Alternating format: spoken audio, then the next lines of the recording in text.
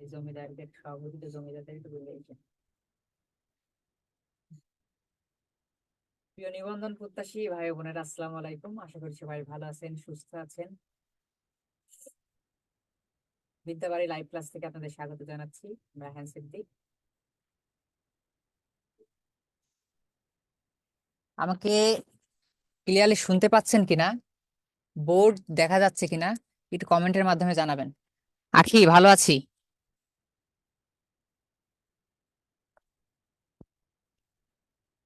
High রে, আপনাদের এত বলি, তারপরেও আপনাদের এত বলার পরেও আপনারা ডিভাইস নেম চেঞ্জ করেন না।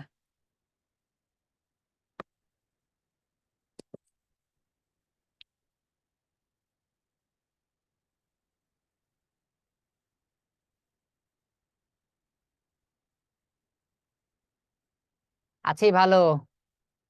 কাল তো ছিলাম ভালো, আজ আমার কি হলো সে কথা কইতে পারি না।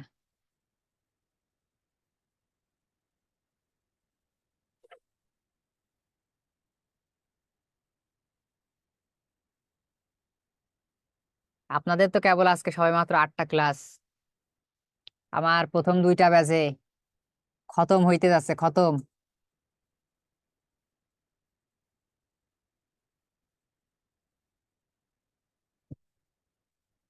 আমার সেই সুন্দর গেঞ্জি, কি কি গান, ও গানের কথা বলতেছে, আরে সর্বনাশ। গান, কত গান লাগবে? পুরো খালি গান শুনতে শুনতে যাবেন। আপনাদের বলছি না, আপনাদের একটা ট্যুর করা হবে। খালি গান হবে, বুঝছেন? খালি গান আর গান, শুধু গান গেয়ে পরিচয়, চলার পথে ক্ষণিক দেখা, সে কি শুধু অভিনয়? শুধু গান হবে, ঠিক আছে? আচ্ছা, যেটা বলছিলাম, কি বলছিলাম তাই তো ভুলে গেছি। গানের ভিতরে ঢুকে কি বলছিলাম স্যার?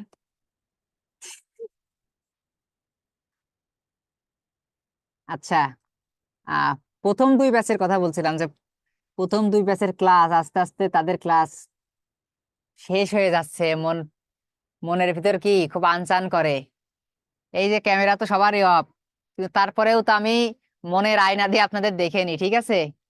ক্যামেরা সবার অফ, তারপরেও মনের আয়নাতে দেখে নি। এই যে আপনাদের সামনে আর আসতে পারবো না, প্রথম 2 ব্যাচের স্টুডেন্টদের সামনে। 22-23টা করে পাবেন, ঠিক আছে? 22-23টা করে পাবেন ক্লাস, মানে লেকচারের উপরে। এই যে টোটাল যে ম্যাটেরিয়ালস, এর উপরে আপনি 22-23টা ক্লাস পাবেন। তো আপনাদের তো ক্লাস তো বেশি হয়েছে। আপনাদের তো ইন্ট্রোডাক্টরি ক্লাসই 2টা নেওয়া হয়েছে, লেকচারের ক্লাস 1 নাম্বার 2বার নেওয়া হয়েছে, ঠিক আছে? সো এভাবে শিওর করে বলা যায় না কোন ব্যাচের কয়টা ক্লাস হবে। বাট হ্যাঁ, ম্যাটেরিয়ালস এর ক্লাস সবারই এক। ম্যাটেরিয়ালস এর ক্লাস আপনাদের যেমন একটা শিট নিয়ে একবার নিচ্ছি, অন্যদেরও ঠিক ওই রকমই, ঠিক আছে?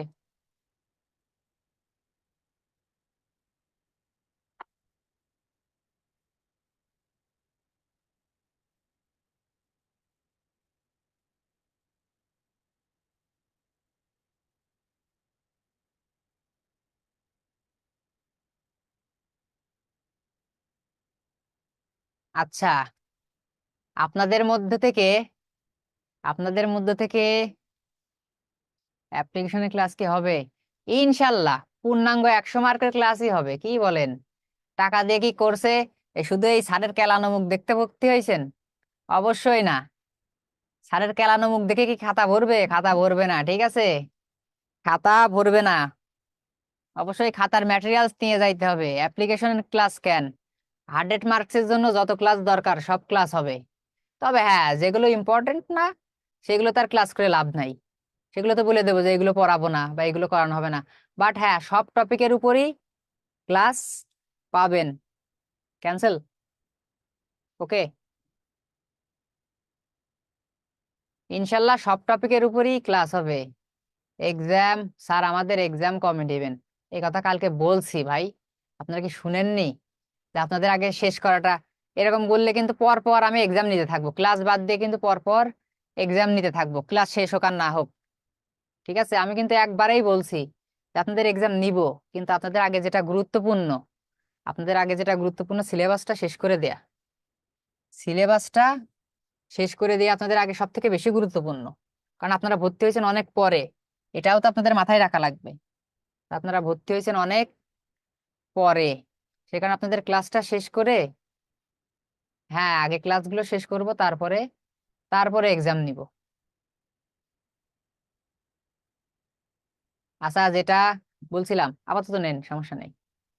যেটা বলছিলাম যে আপনাদের ব্যাচ থেকে বেশি না, আপনাদের ব্যাচ থেকে নারী পুরুষ উভয় মিলে, ঠিক আছে, আমার 2 বা 3 জন লোক দরকার। এমন না আপনাদের দিয়ে আমি খুব কায়িক পরিশ্রম করাবো দিনের, আপনাদের অনেক সময় নষ্ট করাবো, এরকম না। ঠিক আছে, ফার্দার, অর্থাৎ ভবিষ্যৎ পরিকল্পনা স্বরূপ আপনাদের নিয়ে যে কিছু কাজ করতে চাই আপনাদের বেটারমেন্টের জন্য, এই কারণে আমার 2-3 জন। এমন না যে আপনারা সারাদিন আমার হয়ে কাজ করবেন, এরকম না, ঠিক আছে, বা খুব খাটনির কাজ দিয়ে আপনাদের ব্যস্ত রাখবো, এরকম না, বাট অ্যাক্টিভ, ঠিক আছে, অনলাইন সম্পর্কে টুকটাক বোঝেন, অ্যাক্টিভ, ফেসবুক অ্যাক্টিভিটি বোঝেন। আমি কিন্তু মানে কি বলে, অনলাইনে আমি তেমন কিছুই বুঝি না, ঠিক আছে, ফেসবুক টেসবুক অত আমি চালাই টালাই না, জাস্ট ওই মেসেঞ্জারে 2 একটা মেসেজ করতে পারে, আর ইউটিউব, ইউটিউব দেখতে ভালো লাগে। তো এই যে 2-1 জন অ্যাক্টিভ লোক দরকার। কি করতে হবে সেটা পরে বলবো, ঠিক আছে। এমন না যে আপনার আমার হয়ে কোনো ম্যাটেরিয়ালস তৈরি করতে হবে, এরকম কিচ্ছু না, এরকম কিচ্ছু না। জাস্ট মানিক ভাই, হ্যাঁ ঠিক আছে, ঠিক আছে, আসি স্যার অ্যাক্টিভ। ওকে মানিক ভাই, আখি, ওরে আল্লাহ, কত ভাই বোন আমার অ্যাক্টিভ। ঠিক আছে, আপনারা কি করবেন, সিম্পল কাজ হইলে, কোনো কাজই না, কোনো কাজই নাই, ঠিক আছে, নামমাত্র কাজ। 2-3 জন দরকার ব্যাচ থেকে, যারা কি করবেন, এদের আমি কেন, আচ্ছা একটু বলি এদের আমি কেন বলছি। এরা যারা অ্যাক্টিভ 2-3 জন আমাকে হচ্ছে ফেসবুকে রিকোয়েস্ট পাঠাবেন, এবং মেসেজেও একটা রিকোয়েস্ট দিবেন আপনার ব্যাচটা উল্লেখ করে, আর আপনার এখানে যে নামে আছে, এইখানে যে ডিভাইস নামটা আছে, কি বলে, এই যে কি বলে, জুমে, জুমে যে ডিভাইস নামটা আছে, এইটা দিয়ে একটা মেসেজ রিকোয়েস্ট টেক্সট দিবেন যে স্যার এই ব্যাচের এই নামে আছি, ঠিক আছে। পরে আপনাদের পরে আপনাদের নিয়ে কার্যক্রম শুরু করব, এবং আপনাদেরকে, আপনাদের মাধ্যমে যাতে অন্যরা আপনাদের সাথে কানেক্টিভিটি বাড়াতে পারে, ঠিক আছে। আমি তো সবাইকে ধরে ধরে কানেক্টিভ,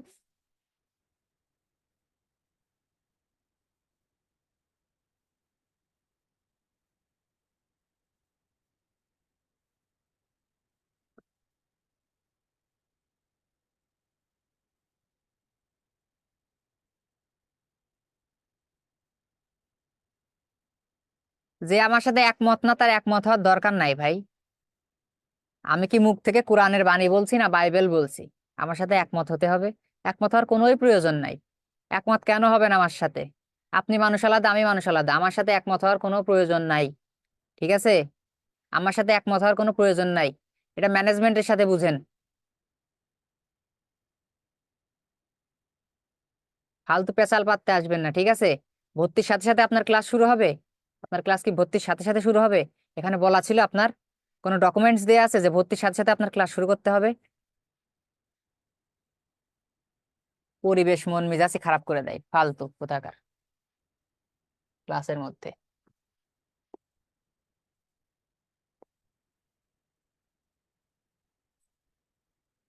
4 নাম্বার প্রশ্ন, ঠিক আছে, 4 নাম্বার প্রশ্ন।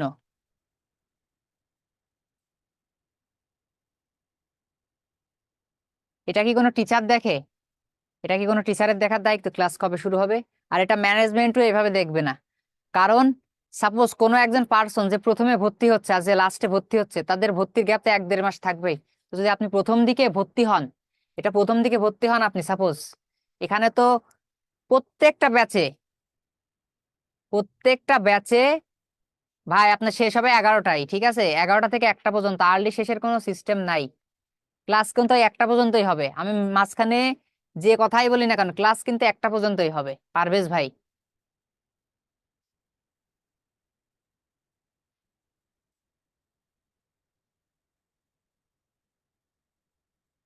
ভর্তির সাথে সাথে আপনি আজকে না, যদি অন্য কোনো ব্যাচে ভর্তি হয়ে থাকেন, ঠিক আছে, যখন এই যে ভর্তির বিজ্ঞাপন দেয়া হয়, এই ভর্তির সাথে সাথে কোনো জায়গায় ভাই ক্লাস শুরু হয় না, এটা বোঝার চেষ্টা করতে হবে, ঠিক আছে।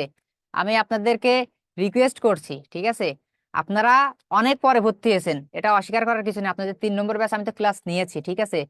প্রিলির পর থেকে আমি যে কথাটা বলি, যে প্রিলির পর থেকে আপনারা কত পরে ভর্তি হয়েছেন। যারা 1 নম্বর 2 নম্বর ব্যাচ তারা প্রিলি পরীক্ষার পর পরই ভর্তি হয়ে গেছে, ঠিক আছে। সেই হিসাবে আপনারা কত দেরিতে ভর্তি হয়েছেন। আপনারা কয়দিন সময় পাবেন, ঠিক না? কয়দিন সময় পাবেন? এখানে ম্যানেজমেন্টেরও দোষ নাই, ম্যানেজমেন্টেরও এখানে দোষ নাই, ঠিক আছে। এখানে আপনাদের কিছু মিসকনসেপশন আছে। যা কিছু হারাই গিন্নি বলে, কেষ্ট বেটাই চোর। আচ্ছা, আমরা পড়াই চলে আসি। সেটা হচ্ছে what picture of Victorian society. সহজ কথাই, একদম সহজ কথাই, ঠিক আছে। জি, ভরসা রাখছেন, আমি ধন্য যে ভরসা রাখছেন। আমিও আপনাদের উপর ভরসা করি আপনারা ভালো কিছু করবেন, এবং আপনাদের উপরে দোয়া। তাহলে হোয়াট পিক, হুম, এরকমই থাক। না না না, তাইলে রেকর্ড হচ্ছে তো। আবার আগের ক্লাসে রেকর্ডিং এর একটু ঝামেলায় আমার একটা জিনিস ডাবল পড়ানো লাগছে। তাহলে what picture of society do you get in great expectation. Victorian সোসাইটির পিকচারের কথা বলা হচ্ছে, খুব সহজ কথায়। ওই সোসাইটির কি বলা হচ্ছে, ক্রিটিসাইজের কথা বলা হচ্ছে, ওই সোসাইটিকে স্যাটায়ারের কথা বলা হচ্ছে, সোশ্যাল পিকচারের কথা বলা হচ্ছে, ঠিক আছে। অনেক ভাবে প্রশ্ন আসতে পারে। এটা 2014 সালে এসেছিল, দেখেন 14 সালে সেকেন্ড টার্মে, 14 সালে 2টা পরীক্ষা হয়েছিল, সেকেন্ড টার্মে এটা এসেছিল, ঠিক আছে। অনেকগুলো প্রশ্ন আছে, আমি আর ধরে ধরে পড়লাম না, আপনারা একটু মনোযোগ দিয়ে দেখে নিবেন। Great Expectation by Charles Dickens offer a vivid portrayal of a Victorian society, capturing its complexities, contrast and contradiction. অর্থাৎ এই যে ভিক্টোরিয়ান সোসাইটির এর মধ্যে যেটা কি ছিল, যে কমপ্লেক্সিটিস ছিল, ঠিক আছে, যে কন্ট্রাস্ট, যে কন্ট্রাডিকশন, সমাজের মধ্যে যে অসঙ্গতি, তারপরে কি বলে যে বৈষম্য, যত নেগেটিভ সাইড ছিল, ঠিক আছে, এইগুলা কিন্তু আমাদের সামনে খুব সুন্দর করে, যেহেতু যে কোনো স্যাটায়ারে কি একটা ভিভিড পোর্ট্রেয়াল বা একটা ফেইথফুল পোর্ট্রেয়াল আমাদের সামনে দাঁড় করানো হয়, তেমনি ভাবে এই যে গ্রেট এক্সপেকটেশন নভেল, এই নভেলের মাধ্যমেও কিন্তু চার্লস ডিকেন খুব সুন্দর করে আমাদের সামনে কি করেছেন, একটা পোর্ট্রে দাঁড় করিয়েছেন, একটা প্রতিকৃতি দাঁড় করিয়েছেন আমাদের সামনে, ঠিক আছে। কোন বিষয়গুলো দেখিয়ে? এই যে ভিক্টোরিয়ান সোসাইটির যে কমপ্লেক্সিটিস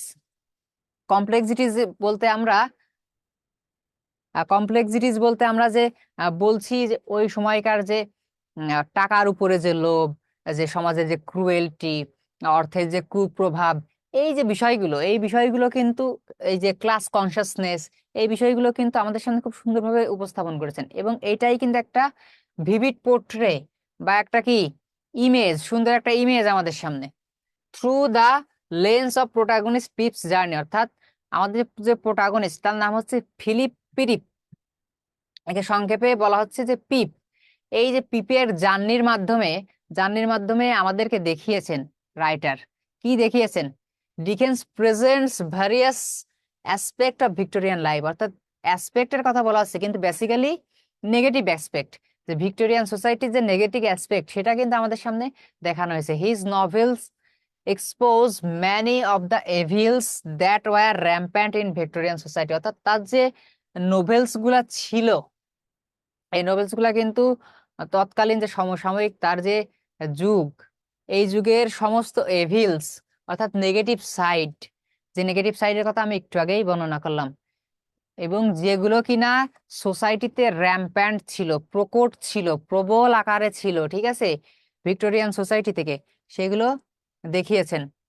হাই রে, পথে পথে মালা, কি যেন গান ভাই, ফুলে ফুলে মালা পেতে ঘুরি পথে পথে, মালা নিল না কেউ ভালোবেসে, জ্বালা দিল না কেউ ভালোবেসে। এই যে এতক্ষণ ধরে ভক ভক করছি, কেউ ভালোবাসা দিল না, জ্বালা দিল না, আর এই যে জ্বালা ভাইরে দিয়ে গেলে না। তাইলে মাঝে মাঝে একটু ভাবুক হয়ে যায়, ঠিক আছে, এইসব কিছু মনে করবেন না। প্রেমে পড়ে যায় মাঝে মাঝে একটু, ঠিক আছে, ভিতর থেকে প্রেম পূর্ণ উক্তি বেরোয় আসে, এগুলো কিছু মনে করবেন না, এই ক্লাসের পার্ট। তাইলে যেগুলো সমাজে প্রচলিত ছিল, here we see a society filled with cruelty, grid and injustice. So এই যে নোভেল, এই নোভেলের মধ্যে কিন্তু আমরা দেখছি যে মোটা দাগে মোটা দাগে ডিকেন্স কিন্তু আমাদের দেখিয়েছেন সমাজের যে ক্রুয়েলটি। এর কিন্তু আরো থিম আছে, আরো গুরুত্বপূর্ণ কিছু থিম আছে, কিন্তু কথা হচ্ছে এই যে ক্রুয়েলটি, তারপর গ্রিড, মেইনলি গ্রিড, টাকার প্রতি লোভ, ঠিক আছে, টাকার প্রতি লোভ, গ্রিড এবং ইনজাস্টিস, সমাজে যে ন্যায় বিচারের অভাব, এই ন্যায় বিচারের অভাব কিন্তু মানে দায়ী করা হয়েছে, ঠিক আছে, দেখানো হয়েছে আমাদের সামনে। আরে না, আর কি দিলাম। তারপরে কি আছে, পিকচার অফ সোসাইটি। তাহলে কি পিকচার অফ সোসাইটি আমরা পাচ্ছি, সোসাইটির কি পিকচার পাচ্ছি আমরা একটু দেখি। প্রথমে বলা হচ্ছে যে social status and wealth, social status and wealth, অর্থাৎ এই যে সামাজিক প্রতিপত্তি, সম্পত্তি, ঠিক আছে, এগুলার প্রতি মানুষের যে ধ্যান ধারণা ছিল একটু আমরা পড়ি। The novel vividly illustrates the rigid class structure of Victorian society বা ভিক্টোরিয়ান ইংল্যান্ড, অর্থাৎ ইংল্যান্ডে ভিক্টোরিয়ান সোসাইটিতে কি ছিল, যে rigid class structure. Rigid class স্ট্রাকচারটা আবার কি, এখানে আমরা যদি বলি খুব সহজ ভাষায়, যে ধরা বাঁধা, যে ওই কাঠামোর মধ্যেই পড়ে আছে, ঠিক আছে, কোনো রিফরমেশন নাই, ধরা বাঁধা ওইটাই চলতেছে। তো কি চলতেছে আমরা তো দেখলামই, এই যে cruelty, greed, injustice, corrupting influence of money, class consciousness, ঠিক আছে, আহ, বা ক্লাস ডিসক্রিমিনেশন, এই যে যে বিষয়গুলো, এই যে ধরাবাঁধা এই বিষয়গুলোই কিন্তু প্রচলিত ছিল। এই জন্যই বলা হচ্ছে, জুই পরে জয়েন করেছেন মনে হয়, রিগিড ক্লাস স্ট্রাকচার, অর্থাৎ এই ধরাবাঁধা এই নেগেটিভ সাইড গুলোই কিন্তু এর ভিতরে বিদ্যমান ছিল। Pip's transformation from humble orphan to a gentleman highlights the importance of social status and wealth. পিপের যে ট্রান্সফরমেশন, অর্থাৎ তার যে রূপান্তর, কোন রূপান্তর, আমরা দেখি পিপ ছিল কি একজন অরফান, অর্থাৎ এতিম, সে বোন এবং দুলাভাইয়ের বাসায় মানুষ, কিন্তু তার এই হাম্বল যে অরফান, এই অরফান থেকে পরবর্তীতে দেখি আলাদিনের একটা চেরাগ পায়, সে এই চেরাগের মাধ্যমে সে কি হয়, একজন জেন্টলম্যান, একজন জেন্টলম্যানে পরিণত হয়। তো তার এই যে ট্রান্সফরমেশন, এক লেভেল থেকে অন্য লেভেলের ট্রান্সফরমেশন, এই ট্রান্সফরমেশনটা কি হাইলাইটস করে, highlights the importance of social status and wealth, যে সমাজে যে সোশ্যাল স্ট্যাটাস এবং ওয়েলথের যে একটা গুরুত্ব আছে সেটাই কিন্তু খুব বেশি মাত্রায় ফোকাস করে। Character like Miss Havisham and Estella, আরো দুইটা ক্যারেক্টার পাচ্ছে, মিস হ্যাভিশাম এবং স্টেলা। স্টেলা হচ্ছে এই গল্পের নায়িকা, মানে এই নোভেলের নায়িকা। Characters like Miss Havisham and Estella represent the aristocracy while characters like Joe Gargery represent the working class. অর্থাৎ বলা হচ্ছে তিনটা ক্যারেক্টার পেয়েছি। মিস হ্যাভিশাম খুবই মিস্ট্রিয়াস এবং খুবই জঘন্য একটা ক্যারেক্টার, যদিও তিনি জঘন্য মানুষ ছিলেন না, পারিপার্শ্বিকতায় তিনি জঘন্য হয়েছেন। মিস হ্যাভিশাম এবং স্টেলা আমাদের গল্পের হিরোইন, এই দুজন রিপ্রেজেন্ট করে হচ্ছে অ্যারিস্টোক্রেটিক ক্লাস। এবং জো গার্গেরি, যিনি কিনা মিসেস গার্গেরির স্বামী, বা বলা চলে যে, বলেছেন, না না না, সমস্যা নেই। তাইলে যেটা বলা হচ্ছে জো গার্গেরি, জো গার্গেরিকে এখানে কি দেখানো হচ্ছে, জো গার্গেরি হচ্ছে লোয়ার ক্লাস পিপল বা দরিদ্র শ্রেণী। তো জো গার্গেরিটাকে মিসেস গার্গেরির স্বামী, মিসেস গার্গেরিকে জো গার্গেরির ওয়াইফ, এরা দুজনে কে, এরা দুজনে হচ্ছে পিপের বোন জামাই। মিসেস গার্গেরি পিপের বোন এবং জো গার্গেরি হচ্ছে পিপের দুলাভাই, অসম্ভব ভালো একজন মানুষ। তো এই জো গার্গেরি কিন্তু মানে যে ওয়ার্কিং ক্লাস, সেই ওয়ার্কিং ক্লাসকে রিপ্রেজেন্ট করছে। The whole contrast between the wealthy and improvise serves as a critic of class system. অর্থাৎ এই যে দুই ধরনের ক্যারেক্টার দেখানো হলো, মিস হ্যাভিশাম এবং স্টেলা, পরবর্তীতে কি দেখানো হলো, আমাদের এই যে জো গার্গেরি, এই যে দুইটা class, upper class lower class, এই দুইটা ক্লাসের মধ্যে কি এখানে কি দেখানো হয়েছে, ক্লাস ডিস্টিংশন বা শ্রেণী বিভাজন, দুইটা ক্লাসকে রিপ্রেজেন্ট করা হয়েছে। তাই বলা হচ্ছে grid for money. In the novel great expectation Dickens successfully portrays greed for money of Victorian society when Pip goes to Miss Havisham's house for the second time. He finds a number of relatives in her house. দ্বিতীয়বারের মতো বলা হচ্ছে, কারণ পিপ যখন দ্বিতীয়বারের মতো miss হ্যাভিশামের বাসায় যায়, প্রথমবার কখন যায় তাহলে, যখন তার বাল্যকাল থাকে, তখন সে বাল্যকালে এক প্রকার সার্ভেন্ট হয়েই সে কি করে, মিস হ্যাভিশামের বাসায় যায়। পরবর্তীতে এই যে বললাম আলাদিনের এক চেরাগ পাই, যার ফলে সে কি একজন জেন্টেলম্যানে পরিণত হয়। তো তার এই যে জেন্টেলম্যান, তার এই যে ট্রান্সফরমেশন, এরপরে সে আবার কিন্তু মিস হ্যাভিশামের বাসায় আসে একটা ভিজিটের জন্য। ঠিক আছে, তখন দেখে যে তার বাসায় কি অসংখ্য আত্মীয়, এবং এরা সবাই কি দুধের মাছি, এরা সবাই হচ্ছে দুধের মাছি। কি বলা হচ্ছে, they are all greedy for money and accept monetary advantage for her. তারা এতটাই কি লোভী, সবাই কি লোভী, এবং সবাই কি চাই, মিস হ্যাভিশামের কাছ থেকে মানিটারি অ্যাডভান্টেজ চাই, অর্থাৎ যে কোনো আর্থিক সুযোগ সুবিধা, হয় টাকা চায় না আর্থিক সুযোগ সুবিধা, মানে মনে মনে আকাঙ্ক্ষা করে বা ষড়যন্ত্রও করে। তার মানে বুঝতে পারছি যে মিস হাবিশাম একজন কি মালদার পার্টি, তাই তো, অনেক টাকা পয়সা আছে। আরো দুইটা ক্যারেক্টার আমরা দেখি। কম্পেশন, লাভার অফ মিস হ্যাভিশাম, অর্থাৎ ইনি ছিলেন মিস হ্যাভিশামের লাভার, প্রেমিক। এবং আর্থার ক্যারেক্টার পাচ্ছি, যে কিনা মিস হ্যাভিশামের সৎ ভাই, half brother. Plot against Miss Havisham and extract a lot of money from her. তো এই দুই কি কুলাঙ্গার মিলে কি করে, তার এই যে সৎ ভাই, মিস হ্যাভিশামের সৎ ভাই এবং প্রেমিক, এই দুইজন মিলে কি করে, তাকে ঠকায়। ঠিক আছে, ষড়যন্ত্র করে তার কাছ থেকে হিউজ পরিমাণ একটা কি অর্থ হাতিয়ে নেয়। দেন আরেকটা ক্যারেক্টার আমরা দেখছি, Drummle. Drummle is also dominated by the considerations of money. এ কিন্তু একজন রিচ পারসন, তারপরেও কি এ জগতে হাই সেই বেশি চাই, আছে যার ঝুরি ঝুরি বা ভুরি ভুরি, যাই বলি না কেন। ঠিক আছে, তো এই যে ড্রামলের কিন্তু তাই, ধনী মানুষ তা আরো চাই। এবং এই স্টেলা ক্যারেক্টার, আমাদের যে হিরোইন, সে কিন্তু ধোয়া তুলসী পাতা না। ঠিক আছে, স্টেলা ক্যারেক্টার কি করে, ডিসাইড টু ম্যারি হিম, অর্থাৎ ড্রামলকে বিয়ের কথা চিন্তা করে, পিপকে কিন্তু না। কারণ ড্রামল রিচ, সে কারণে কি বিয়ের কথা চিন্তা করে। আরে ভালোবাসার কোনো দাম নেই। তারপর কি দেখছি, the corrupting influence of money, অর্থাৎ অর্থের কুপ্রভাব। The corrupting influence of money has been illustrated by the career of Pip, অর্থাৎ এই যে অর্থের কুপ্রভাব, এটা কিন্তু কি পিপের জীবনেও বিদ্যমান। কারণ পিপ কিন্তু ক্যারেক্টারের দিক থেকে ভালো, কিন্তু ভালোর পরেও তার যে অরিজিনটা কিন্তু ভালো ছিল, কিন্তু সমাজ থেকে সে এত বেশি নেগেটিভিটি পেয়েছে, তা এত বেশি অত্যাচার, এত বেশি শোষণ, এত বেশি বঞ্চনা,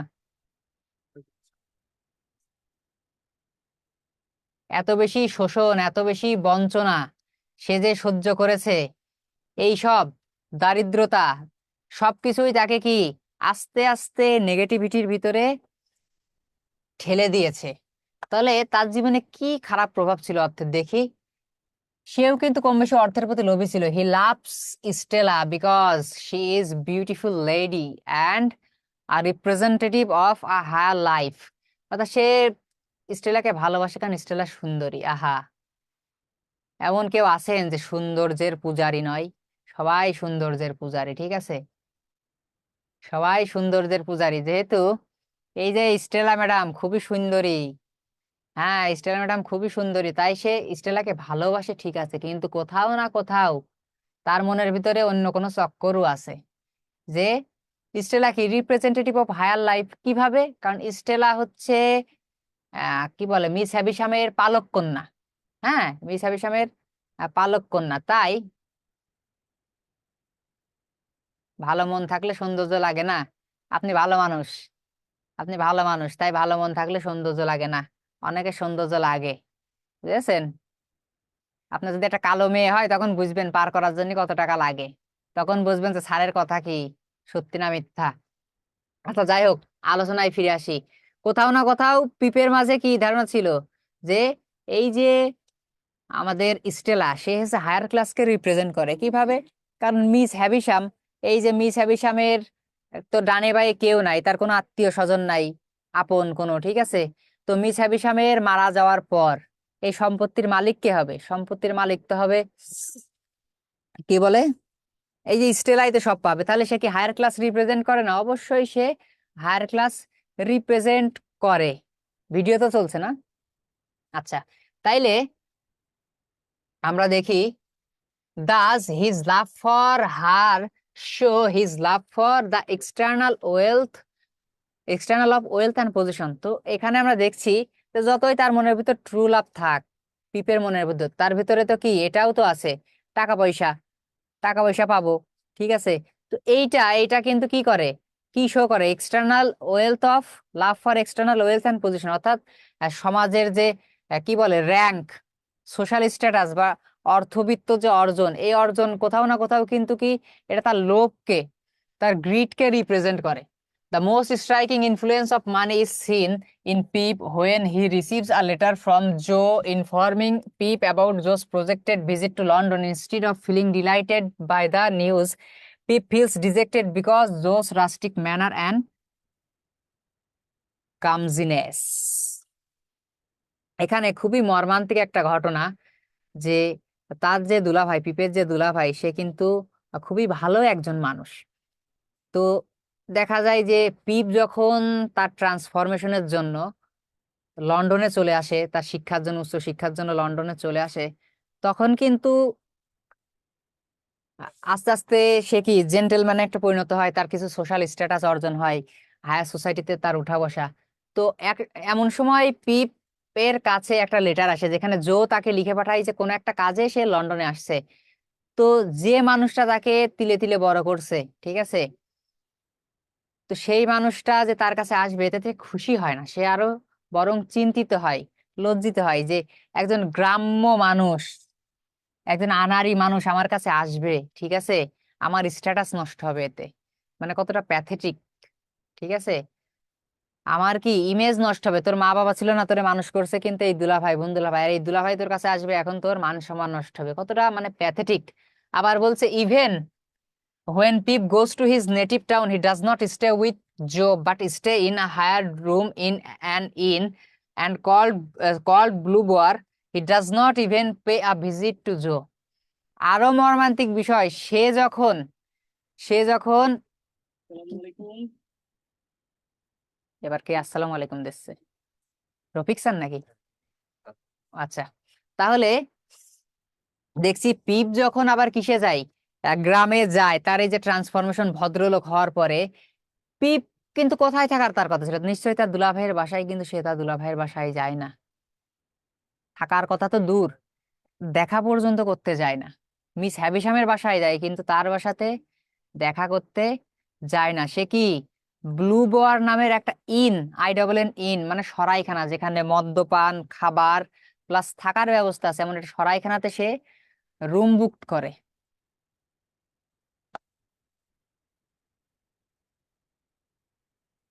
তারপরে কি আছে, ক্রুয়েলটি। এখানে আমরা দেখি কম বেশি সবাই, প্রত্যেকটা ক্যারেক্টারে কি কম বেশি ক্রুয়েলটির শিকার। In great expectation, Dickens depicts the cruelty that prevailed in the Victorian society. In the novel we find Mrs গার্গারিকে আগেই বলেছি, ক্রুয়েল ট্রিটমেন্ট টু পিপ, অর্থাৎ মিসেস গার্গারি কিন্তু একটু রাগী মহিলা ছিলেন এবং খটমটে মহিলা ছিলেন, যে পিপকে কি করতেন, শি কনস্ট্যান্টলি স্কল্ডস পিপ, সব সময় কি পিপকে গালিগালাজ মারধর করতেন, যদিও তার বোন, এবং আহ জো কিন্তু তাকে সবসময় সেভ করতো। জো কিন্তু একটা নরম সরম একজন সৎ মানুষ, একজন কি গরিব ব্ল্যাক স্মিথ, সে তাকে কিন্তু সবসময় সেভ করতো, পিপকে প্রোটেক্ট করার চেষ্টা করতো। Pip also gets ill treatment from Mr Pumblechook, ওলফস অ্যান্ড হাবলস, অর্থাৎ এই যে তিনটা ক্যারেক্টার, এই তিনটা ক্যারেক্টারের দ্বারাও কিন্তু কি পিপ কি নিগৃহীত হয়েছে, ঠিক আছে, তাদের ক্রুয়েলটির শিকার হয়েছে। পরবর্তীতে আবার দেখি মিস হ্যাভিশাম, এই মিস হ্যাভিশামও কিন্তু কি, সে যে বর্তমানে এখন অত্যাচারী, সেও কিন্তু অত্যাচারের শিকার, ষড়যন্ত্রের শিকার। কিভাবে? Gets ill treatment from her lover by the conspiracy of her half brother, অর্থাৎ এই যে বললাম, তার এই যে ভাই আর্থার এবং তার যে ওই প্রেমিক কম্পেশন, এই দুজন মিলে কি করে, তারে ঠকায়, তার যে বিয়ের দিন, কম্পেশনের সাথে তার বিয়ের কথা থাকে, বিয়ের দিন সে কি আর আসে না, ঠিক আছে, কম্পেশন আর আসে না। এই কারণেই কি তার ভেতরটা পুরে একদম কয়লা হয়ে গেছে, পাথর হয়ে গেছে।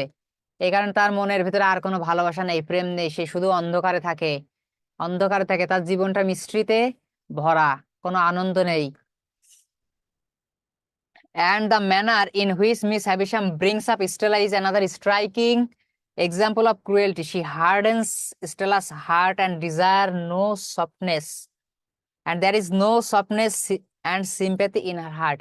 এবং সে যে স্টেলাকে পালক কন্যা হিসেবে গ্রহণ করে এবং স্টেলাকে কি করে, পুরুষ ধ্বংসের একটা মারণাস্ত্র হিসেবে তৈরি করে, একদম অ্যাটম বোমা বা পারমাণবিক বোমা হিসেবে স্টেলার ভিতরে সে কি হিংসার বীজ, তারপরে নিষ্ঠুরতার বীজ জেলে দেয়। এবং এটার জন্য সে কি করে, এটা তো প্রয়োগ করা লাগবে, প্রয়োগ করে পিঁপড়ের উপরে, বাচ্চাকালে পিঁপড়ের উপরে থাবড়ায়, চড়ায়, ঠিক আছে, পিঁপড়ে গালিগালাজ করে। মানে মিস হ্যাবিসামের কাছ থেকে সে যা শিখে সেটা প্রয়োগ করায় কার উপরে, পিঁপড়ের উপরে, ঠিক আছে। তারপরে কি আছে, injustice, there is a lot of injustice prevalent in the Victorian age. The description of condition in English prisons during the Victorian age reveals the injustice of society as a whole human beings. এখানে ইনজাস্টিসের কথা বলা হয়েছে যে এই যে English যে society ছিল, এই সোসাইটিতে যে জেলের কথা বলা হয়েছে, প্রিজন যে কারাগারের যে বর্ণনা দেওয়া হয়েছে, যে কারাগারের তৎকালীন যে অবস্থা ছিল, এই কারাগারের অবস্থার মাধ্যমে কিন্তু সমগ্র ভিক্টোরিয়ান সোসাইটির মধ্যেই যে ইনজাস্টিস বিদ্যমান ছিল সেটাকে কিন্তু দেখানো হয়েছে। আবার বলা হচ্ছে দ্য কনস্টেবলস, প্রিজন ওয়ার্ডেন, জাজেস et cetera are to be blamed for injustice. The jails were much neglected, sentence to death was arbitrarily meted out, and the trial of the sessions was a mockery of justice. অর্থাৎ যে কথাগুলো বলা হয়েছে যে এই সময় যারা গুরুত্বপূর্ণ দায়িত্বপূর্ণ ব্যক্তি ছিলেন, এই যে কনস্টেবল, ওয়ার্ডেন, তারপরে জাজ, এদের সবাইকে কি একদম তুলোধনা করে ছাড়া হয়েছে, ঠিক আছে, যে এরা যে দুর্নীতিবাজ ছিল এদেরকে কঠোর আকারে কি তুলোধনা করা হয়েছে। তাই বলা হচ্ছে যে তৎকালীন, হ্যাঁ, এগুলো এগুলো থিম আমাদের সমাজে ব্যাপক, ঠিকই বলছেন মানিক ভাই। এই যে বলা হচ্ছে যে তখনকার সময় জেল খুব নিগৃহীত একটা জায়গা ছিল।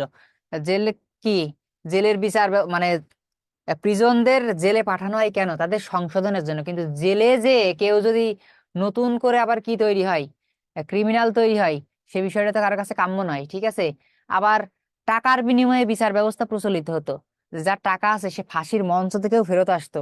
আবার কি যাদের টাকা নেই তাদের দেখা যাচ্ছে সাধারণ শাস্তির জন্য কি ফাঁসির মঞ্চে তুলে দেয়া হতো।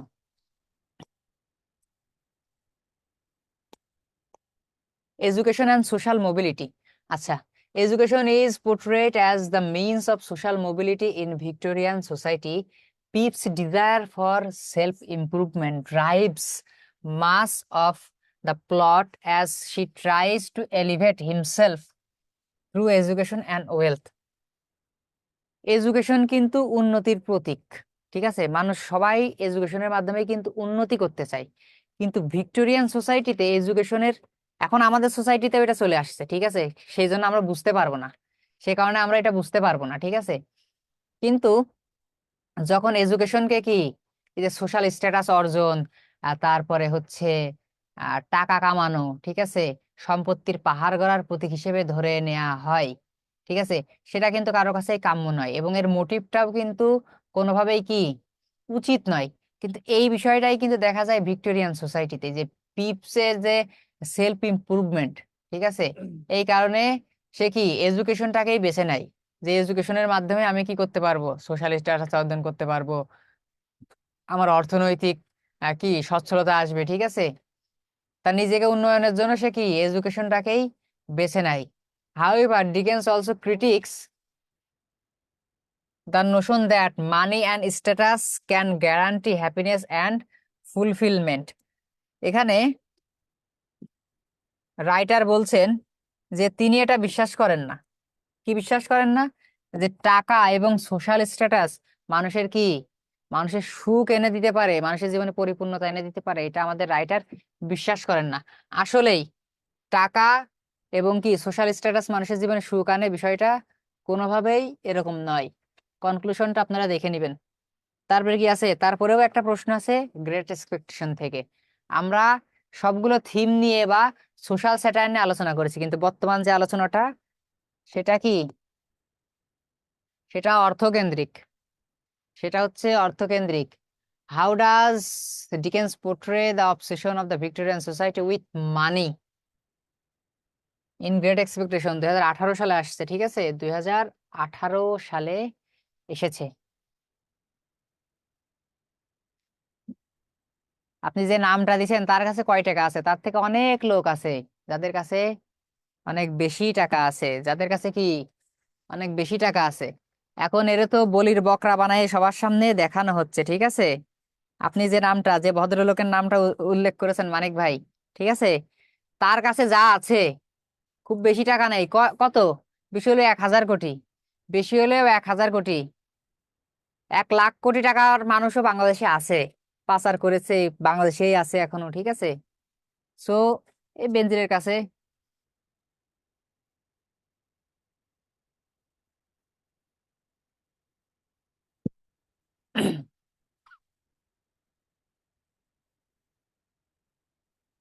স্যার প্রিভিয়াস কোন ইয়ার আমাদের জন্য বেশি ইম্পর্টেন্ট? অবান্তর প্রশ্ন, ঠিক আছে, অবান্তর প্রশ্ন।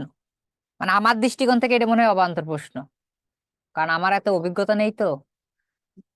কারণ এটা ইসের ক্ষেত্রে কি বলে, আহ এনটিআরসির ক্ষেত্রে এটা খুব বেশি ফলো করে না। আগের রেস থেকেও প্রশ্ন দেয়, ধরেন যেটা 17তমতে পড়ে গেছে সেটাও প্রশ্নে দেয়, সেটাও প্রশ্নে দেয়, ঠিক আছে। এমন হইতেই পারে, মানে খুব স্বাভাবিক হইতে পারে বলতে কি, খুব স্বাভাবিক 17তম নিবন্ধনে যে প্রশ্ন এসেছে আপনি 18তমতে পেয়ে গেছেন, অস্বাভাবিক কিছু না। আচ্ছা, আলোচনায় চলে যায়। এটা কিন্তু 5 নম্বর প্রশ্ন, ঠিক আছে, 5 নম্বর প্রশ্ন। Introduction. In Great Expectation, Charles Dickens offer a profound exploration of Victorian preoccupation with money and wealth.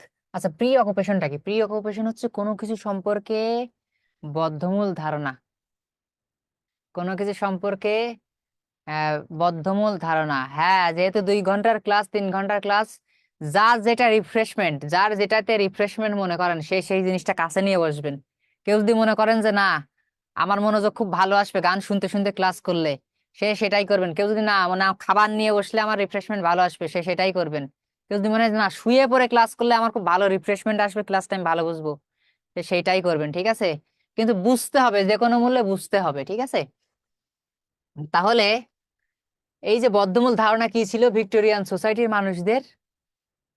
টাকা এবং কি নিয়ে? ওয়েলথ নিয়ে। তাদের কি, হ্যাঁ তাদের হচ্ছে বদ্ধমূল ধারণা ছিল। হ্যাঁ, ম্যাঙ্গো তো খাবেনি, আপনার এলাকার ম্যাঙ্গো বিখ্যাত, আপনি তো খাবেনি।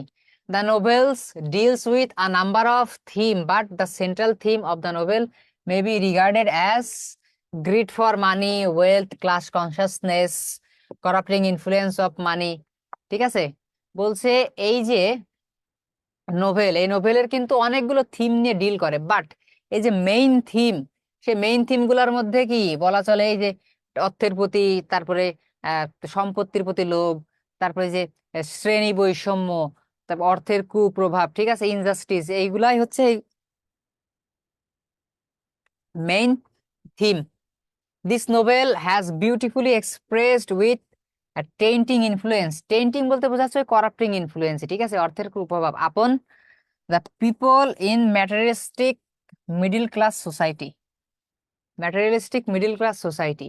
আচ্ছা, ভিক্টোরিয়ান সোসাইটি, যে এখানে আমরা কিন্তু মিডল ক্লাস সোসাইটির কথা বলছি, কারণ পিপ মিডল ক্লাস সোসাইটির একজন কিন্তু মানুষ ছিলেন, ঠিক আছে। যেহেতু এটা পিপকে নিয়েই লেখা, পিপের ক্যারেক্টারের উপর লেখা, তো ভিক্টোরিয়ান সোসাইটির মিডল ক্লাস সোসাইটির উপরে যে অর্থের কুপ্রভাব, সেটা নিয়েই কিন্তু এখন এই যে আমাদের যে গ্রেট এক্সপেকটেশন, এটার আলোচনা।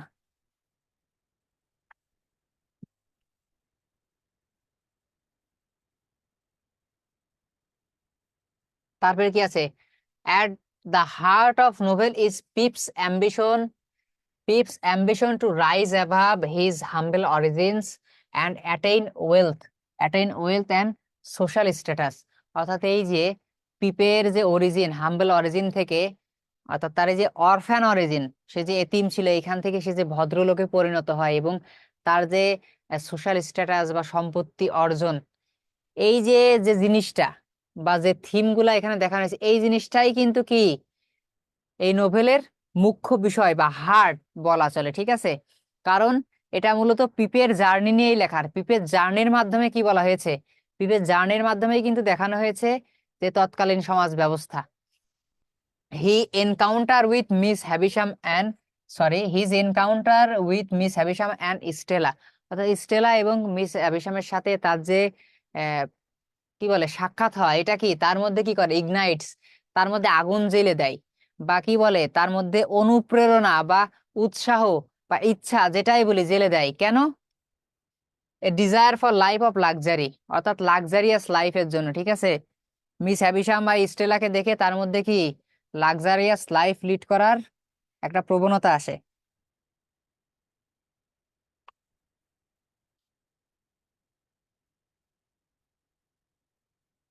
জি madam, refreshment. This pursuit of wealth becomes intertwined with Pip's sense of self worth. অর্থাৎ বোঝানো হচ্ছে ইন্টারউইন্ড, ঠিক আছে, জড়িত। এই যে পিপের যে সম্পত্তি অর্জন বা সোশ্যাল স্ট্যাটাস অর্জন, ঠিক আছে, এটা কিসে পরিণত হয়, it become intertwined with Pip's sense of self worth, ঠিক আছে। নিজেকে যোগ্য প্রমাণিত করতে হবে, হ্যাঁ, নিজেকে যোগ্য প্রমাণিত করতে হবে। এই যোগ্য প্রমাণিত করার জন্য পিপ যে পথটা বেছে নেয় সেটা হচ্ছে সমাজে বিচার কি হিসেবে, আমি যে যোগ্য।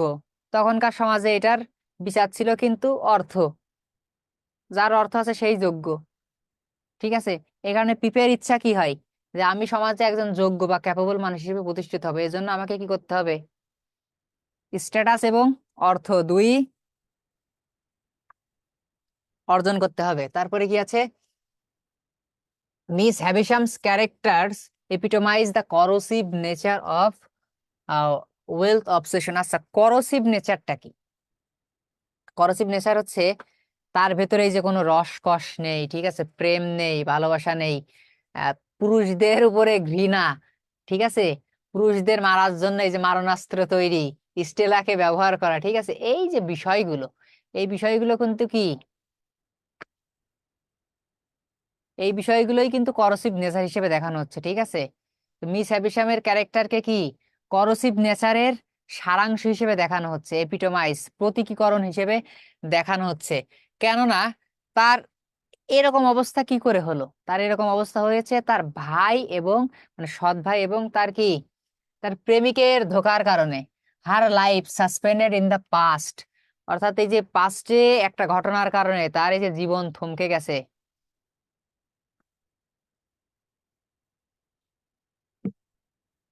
Serves as a cautionary tale against the destructive power of money. এটাকে কি হিসেবে দেখানো হচ্ছে, যে তার এই যে জীবন অতীতের একটা ঘটনা দ্বারা থেমে আছে, এটাকে একটা কৌশনারি টেল বলা হচ্ছে। কৌশনারি টেল মানে কি, কৌশন মানে কি, সতর্কতামূলক একটি গল্প, against the destructive power of money, destructive power of মানি। কারণ এই অর্থের কারণেই তো তার এই সর্বনাশ, অর্থের কারণেই তার এই সর্বনাশ, তার এই অর্থের কারণেই তার এই সৎ ভাই, ঠিক আছে, এবং তার এই যে লাভার, এরা মিলে কি তার সাথে প্লট করে বিপুল পরিমাণ অর্থ হাতিয়ে নেয় এবং বিয়ের দিন কি করে, তার যে লাভার, সে লাভার কি লাপাতা, উসকা কোই আতা পাতা নেই হে, ও লাপাতা হো যাতা হে, ঠিক আছে। এই কারণে কি এই যে হারিয়ে যায়, এই এই থেকে তার মনের ভিতরে চরম একটা শক পায়। এই কারণে সে কি তার জীবনে সে চিন্তা করে তার জীবনে কোনো আর আলো নেই, সে সবসময় অন্ধকারে থাকে। বিয়ের যে গাউন, ওই ড্রেস পরে থাকে, ঠিক আছে। অদ্ভুত character. Miss Havisham's manipulations of Pip and Estella fuelled by her bitterness and desire for revenge emphasises the moral bankruptcy. এবং আমরা দেখি তার সাথে পাস্ট লাইফে যে ঘটনাটা ঘটে তার প্রভাবটা কি হয়, তার উপরে কি প্রভাব পড়ে। তো এই প্রভাবের কারণে কি হয়, তার ভেতরে কিন্তু এক প্রকার জিদ কাজ করে পুরুষতান্ত্রিক সমাজের উপরে। এই কারণেই যে বারবার বলছি, সেই যে স্টেলা নামক এই মারণাস্ত্র, এই মারণাস্ত্র তৈরি করতে লাগে কারখানায়। ঠিক আছে, কিভাবে এই স্টেলাকে শিক্ষা দেয় কি করে মানুষকে, পুরুষদেরকে পুরুষদেরকে হিংসা করতে হয়, কি করে পুরুষদেরকে ডমিনেট করতে হয়। আরো নানান রকম অস্ত্র, অস্ত্র কি অস্ত্রের প্রশিক্ষণ দেয় এই স্টেলারে।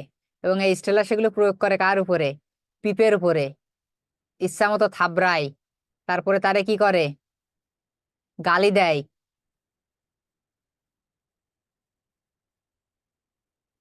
এবং এই যে পিপের উপরে যে অত্যাচারগুলো হয়, এইগুলা দেখে এইগুলা দেখে মানে মিস হ্যাভিশাম কি, তার ভালো লাগে। হ্যাঁ, তার ভালো লাগে, সে আনন্দিত হয়। এই যে ফুয়েলড বাই বলা হয়েছে, ঠিক আছে, উজ্জীবিত হয়। কারণ ওই যে ঠিক যেন সাইকোপ্যাথ কিলারের মতো, একজন সাইকোপ্যাথ কিলারের মতো। এবং তার এই যে যে ট্রিটমেন্ট গুলা পিপের প্রতি তার, এবং স্টেলার যে ট্রিটমেন্ট, স্পেশালি তার, কারণ স্টেলাকে তো সে এইভাবে শেখায়, কিন্তু মেন নাটের গুরু তো সে, তো তার এই ট্রিটমেন্টটাকে কি এমফাসাইজ করা হয়, এমফাসাইজ দা মোরাল ব্যাংক্রাপসি, অর্থাৎ নৈতিক অবক্ষয়তা প্রতীক হিসেবে দেখানো হচ্ছে। যে একজন বাচ্চার উপরে যে এইভাবে কি করছে, অত্যাচার করাচ্ছে, ঠিক আছে, আর একজন বাচ্চাকে সে নৈতিকতা বর্জিত শিক্ষা দিচ্ছে। তো এটা অবশ্যই তার কি, মোরাল ব্যাংক্রাপসি। এই যে প্যারাটা দেখছেন, এটা আর পড়াবো না, কারণ এই প্যারাটা একদম সেম প্যারা। 4 নম্বর প্রশ্নের এই প্যারাটা ছিল, দা করাপ্টিং ইনফ্লুয়েন্স অফ মানি। দেখছেন, আপনাদের জন্য কত টেকনিক করে নিয়ে আসছি যাতে ডাবল করে পড়া না লাগে। দেখছেন, একটা প্রশ্নের একটা প্যারা কমাই দিয়ে দিলাম। তাহলে এই প্যারাটা পড়াবো না, একদম সেম লাইন আছে, একটা দাড়ি কমাও চেঞ্জ নাই, একটা দাড়ি কমাও কি নাই, চেঞ্জ নাই।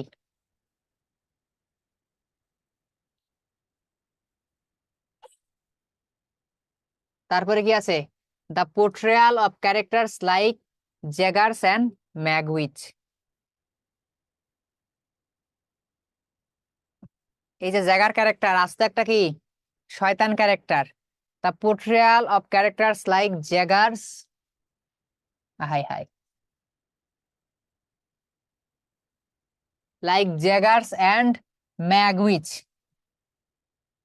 ম্যাগউইচ, কফি উইথ কারান, সবই আমার অন্ধভক্ত, আমার লাভার সব। আমারে দেখে অনুকরণ প্রিয়, তারা অনুসরণ করে। তাইলে এই যে জ্যাগার্স ক্যারেক্টার এবং ম্যাগুইচ ক্যারেক্টার, জ্যাগার্স ক্যারেক্টার কিন্তু খুব শয়তানটা হারামি একটা ক্যারেক্টার রে ভাই, ঠিক আছে। আর এই যে ম্যাগুইচ, এই ম্যাগুইচ প্রথম দর্শনে খারাপ মনে হয়, ঠিক আছে, কিন্তু পরবর্তীতে দেখা যায় যে ম্যাগুইচ লোকটা মানে যতটা নেগেটিভ ভাবা হয় অতটা কিন্তু না।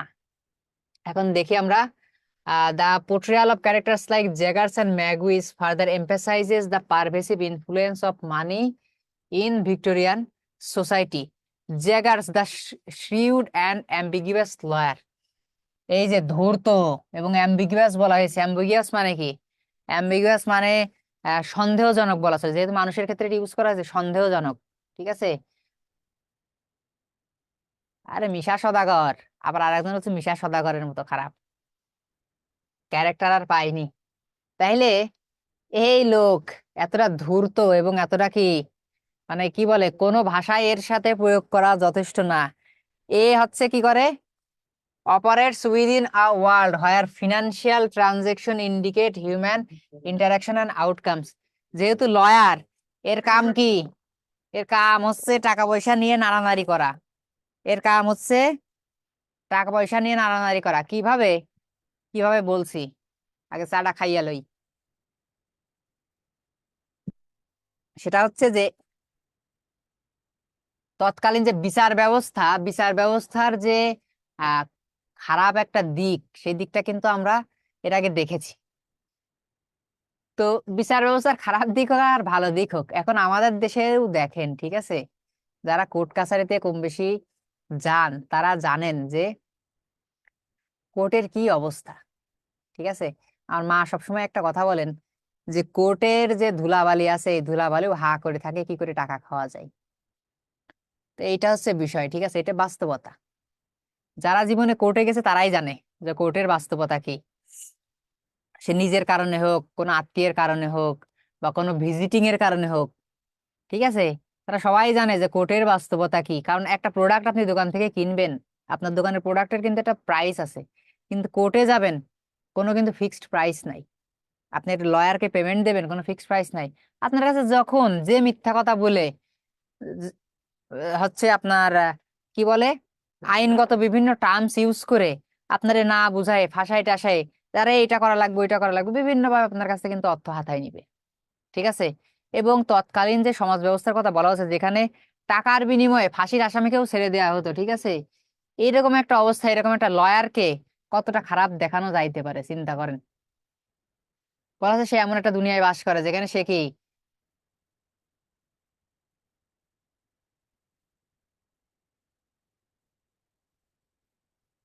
কোন প্যারা আবার বলবো। আরশি ম্যাডাম, আপনি একটু করে নিয়েন, হ্যাঁ। লাস্ট প্যারা, আপনি একটু ম্যাডাম ওয়াইফাই একটু কি বলে রেকর্ড ক্লাসটি একটু দেখে নিন, যে টাইমে মিস গেছে ওটা একটু দেখে নিন, ঠিক আছে, যেহেতু আরো একটা প্রশ্ন করা বাকি আছে। তো আপনি আর একটু কষ্ট করে একটু দেখে নিন, রেকর্ডটা যখন দিবে 2-3 ঘন্টার মধ্যে আপনি দেখে নিন, হ্যাঁ। লক্ষ্মী বোন আমার রাগ করে না, ঠিক আছে। তাইলে বলা হচ্ছে যে এই যে যেখানে টাকার খেলা, কোর্ট মানেই তো টাকার খেলা, আর যেখানে ভিক্টোরিয়ান সোসাইটি, যেখানে সবকিছু হয় টাকা দিয়ে, ফাঁসির আসামিকেও কি হয়, ফাঁসির আসামিকেও একদম ফাঁসি কাষ্ঠ থেকে নামাই দেওয়া হয়। সেখানে কি শুধু ট্রানজেকশন হয়, এমন এক দুনিয়ায় সে বাস করে যেখানে কি শুধু অর্থের ট্রানজেকশন হয়। আবার ম্যাগউইচকে দেখানো হচ্ছে যে এই যে অ্যাবেল ম্যাগউইচ, অ্যাবেল ম্যাগউইচ যে ক্যারেক্টার, একে প্রথমত কি দেখানো হয়, দো ইনিশিয়ালি ডেপিক্ট অ্যাজ কনভিক্ট, অর্থাৎ প্রথমে তাকে কি অপরাধী বা একজন কনভিক্ট হিসেবে দেখানো হয়, কিন্তু মূলত আলটিমেটলি সে কিন্তু অতটাও খারাপ না। Ultimately ইমার্জেস as symbol of redemption, ultimately তাকে প্রায়শ্চিত্তের একটা প্রতীক হিসেবে দেখানো হয়, যে তার ভেতরেও কি রিডেমশন আছে, প্রায়শ্চিত্ত হয় তার ভিতরে, ঠিক আছে। এখন বিষয় হচ্ছে এই যে অ্যাবেল ম্যাগুইস, এই সেই আলাদিনের চেরাগ, পিপের আলাদিনের চেরাগ হচ্ছে অ্যাবেল ম্যাগুইস। এর কিন্তু মোটামুটি কালোবাজারি টাজারি করে এর ভালোই অর্থ আছে। তো এই অর্থই কিন্তু সে কি পিপকে পিপকে প্রদান করে। এখন কথা সে কেন পিপকে অর্থ দেয়, সে কি পিপের আত্মীয় না, সে হচ্ছে জেল থেকে পালায়, ঠিক আছে, সে জেল থেকে পালায় এবং পালানোর পরে যে বিষয়টা হয় সেটা হচ্ছে পুলিশ তো তারে খোঁজাখুঁজি করে, তো সে পালাই থাকে কিসের মধ্যে, কবরের ভিতরে। সে পালাই থাকে হচ্ছে যে গ্রেভইয়ার্ড, সেই গ্রেভইয়ার্ডের মধ্যে সে কি পালিয়ে থাকে। এখন ক্লাস শেষ কয়টায়, একটাই না?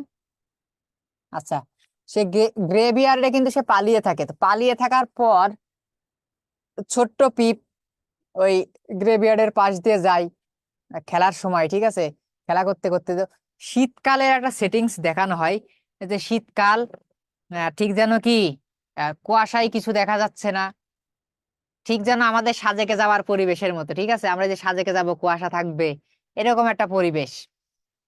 তো কুয়াশার ভিতরে দেখা যায় না, এই অবস্থায় কি অ্যাবেল ম্যাগুইস তার সামনে আসে, সে কাটা ফাটা চেহারা, খুব ভয় পেয়ে যায় সে।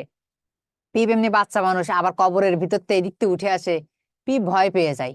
তো পিঁপড়ে সে নানান রকম ভয় ভীতি দেখাই, যে আমি এই জায়গা আছি, তুই কাউরে বলবি নে, তুই যদি বলিস তোর হাড়টাকে বের করে নিব, ঠিক আছে। আবার কি করে, পিঁপড়ে বলে যা তোর বাসায় যা খাবার চুরি করে আন, ঠিক আছে। তো পিপ কি করে, ভয় পেয়ে, ছোট বাচ্চা ভয় পায়, এই ভয়টাই পেয়ে খাবার টাবার এনে দেয়, যতদিন সে পলাই টলাই থাকে খাবার টাবার চুরি করে এনে দেয় বাসা থেকে। তো ওইখান থেকেই কিন্তু পিপের প্রতি তার কি একটা কানেকশন আসে, ভালোবাসা হয়, ঠিক আছে, পিপের প্রতি একটা দরদ হয়। এই কারণেই পরবর্তীতে এই যে ম্যাগুইস ক্যারেক্টার, তার যে সম্পত্তি টম্পত্তি, কি তার যে সম্পত্তি টম্পত্তি আছে সবকিছু কি পিপকে দিয়ে দেয়।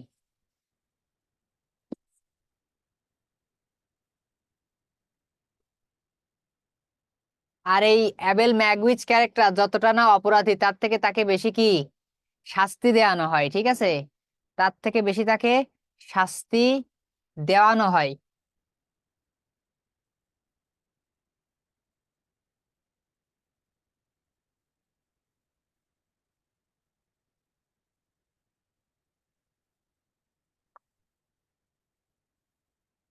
তারপরে কি আছে, এটা শেষ প্রশ্ন, 6 নাম্বার, শেষ প্রশ্ন, 6 নাম্বার। আচ্ছা আরশি ম্যাডাম, যদি শেষে সময় থাকে, ঠিক আছে, যদি শেষে সময় থাকে, একদম শেষে, যখন আমি এই বিদায় নিয়ে নিব, যখন আমি বিদায় নিয়ে নেব ক্লাস থেকে, ঠিক আছে, গ্রেট এক্সপেকটেশনের সামারি, একটা গল্পের সামারি কত বড় হয় আপনার কি ধারণা আছে? আমি না ম্যাডাম, এতক্ষণ যা বললাম, দুইটা প্রশ্নে যা বললাম, এখান থেকেই কিন্তু সামারি বুঝে নেওয়া উচিত ছিল, কারণ সামারি ওয়াইজ থিম ওয়াইজই কিন্তু আলোচনা হয়েছে, ঠিক আছে। বুঝতে পারছি এটা আপনাদের ছিল না। আপনি ন্যাশনাল ইউনিভার্সিটিতে কিনা জানি না, সেটা হচ্ছে ন্যাশনাল ইউনিভার্সিটি, আমি যেটা প্রথম আমার কয়েকটা ব্যাচ থেকে আমি বুঝতে পেরেছি যে ন্যাশনাল ন্যাশনাল ইউনিভার্সিটিতে এইটা ছিল না।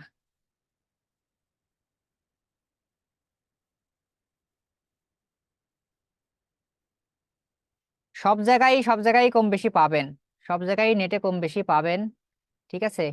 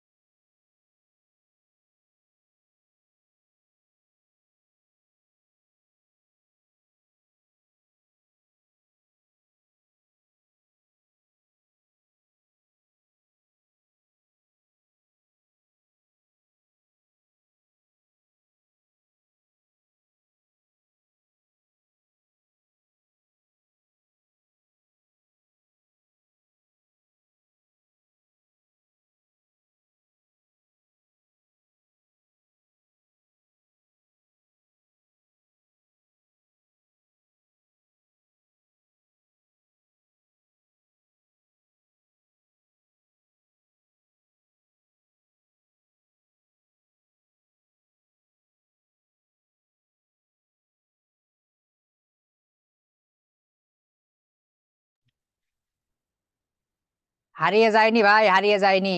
একটু সমস্যা হয়েছিল, ঠিক আছে, একটু সমস্যা ছিল এখানে, টেকনিক্যাল একটু সমস্যা ছিল এই কারণে, তাছাড়া হারিয়ে যায়নি।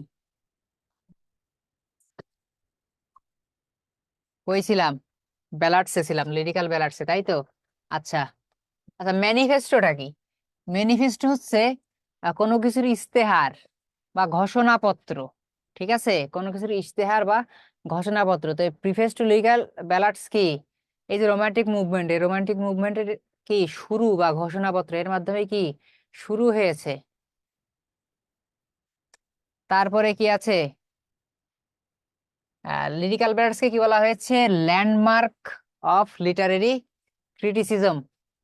ল্যান্ডমার্ক বলা হচ্ছে, ঠিক আছে, গুরুত্বপূর্ণ একটি ল্যান্ডমার্কের কথা বলা হচ্ছে। তারপরে এখানে কি বলা হচ্ছে? হিস্টোরিক্যাল সিগনিফিকেন্স, হিস্টোরিক্যাল সিগনিফিকেন্সের কথা বলা হচ্ছে। তার পরবর্তীতে আবার বলা হচ্ছে এপোক মেকিং ডকুমেন্ট, অর্থাৎ যুগান্ত সৃষ্টিকারী একটি কি পদক্ষেপ বা কি বলে ঘোষণাপত্র বা ডকুমেন্ট, সনদপত্র, যেটাই হোক। এবার লাস্টের প্রশ্নটা 2011 সালে এসেছে। কোনটা? Lyrical Ballads marks an important literary epoch, ঠিক আছে। কম বেশি গুরুত্বপূর্ণ প্রশ্ন, কম বেশি এটা কি গুরুত্বপূর্ণ প্রশ্ন।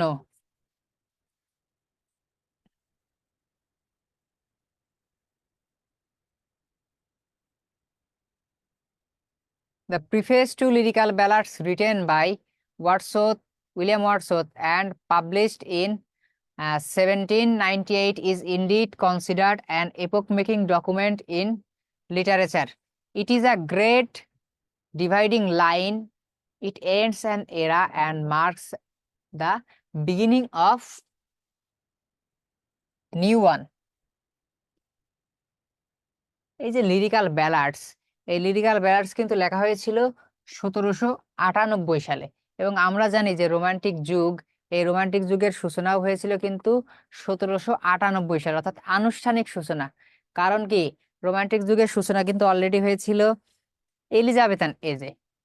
এলিজাবেথান এজ থেকেই কিন্তু রোমান্টিকতার বীজ আমরা দেখছি যে আস্তে আস্তে ছোট ছোট গাছ জন্মাচ্ছে, কিন্তু পূর্ণাঙ্গ রূপে প্রকাশ হয়, আনুষ্ঠানিকভাবে যাত্রা শুরু করে 1798 সালে। এবং এর জন্য সব থেকে বেশি যে জিনিসটা অগ্রণী ভূমিকা পালন করেছে সেটা হচ্ছে the preface to lyrical ballads. এই লিরিক্যাল ব্যালাডস এর কারণেই কি রোমান্টিক এজ শুরু হয়েছে 1798 সাল থেকে। সেই জন্য একে কি বলা হচ্ছিল? এই যে ম্যানিফেস্টো বা ঘোষণাপত্র, এর মাধ্যমেই কি, এর মাধ্যমেই শুরু হয়েছে। তাহলে the Lyrical Ballads is indeed considered an epoch making document in literature. এবং লিটারেচারের ক্ষেত্রে কি এটি একটি গুরুত্বপূর্ণ সনদ, কেননা এর উপর বেস করে রোমান্টিক এজের ভিত্তিপ্রস্তর স্থাপিত হয়েছে। এবং রোমান্টিক এজের যে ভিত্তিপ্রস্তর স্থাপিত হয়েছে এর উপর বেস করে, তো রোমান্টিক এজকে তো আমরা কি একটি গুরুত্বপূর্ণ এজ হিসেবে জানি। সর্বাধিক গুরুত্বপূর্ণ এজগুলোর মধ্যে আমরা রোমান্টিক এজকে কি রাখি।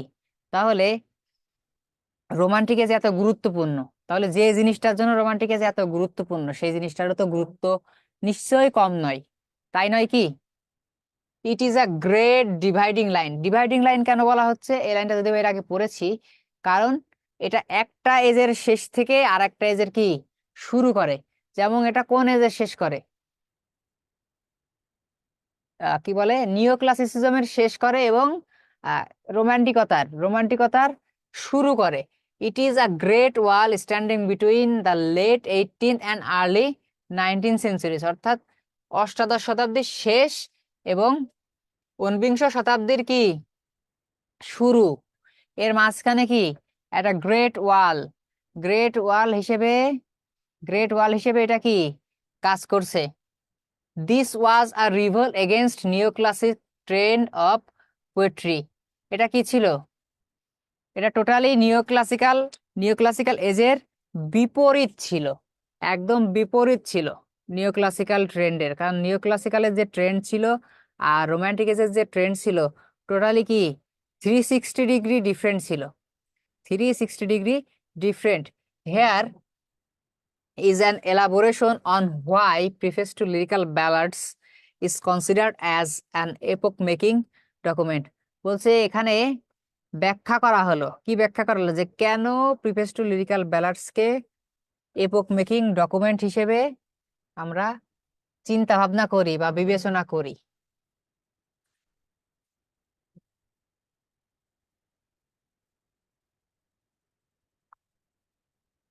তারপরে কি বলা হচ্ছে, the preface marks a significant shift in literary sensibility, heralding the beginning of romantic movement in English literature.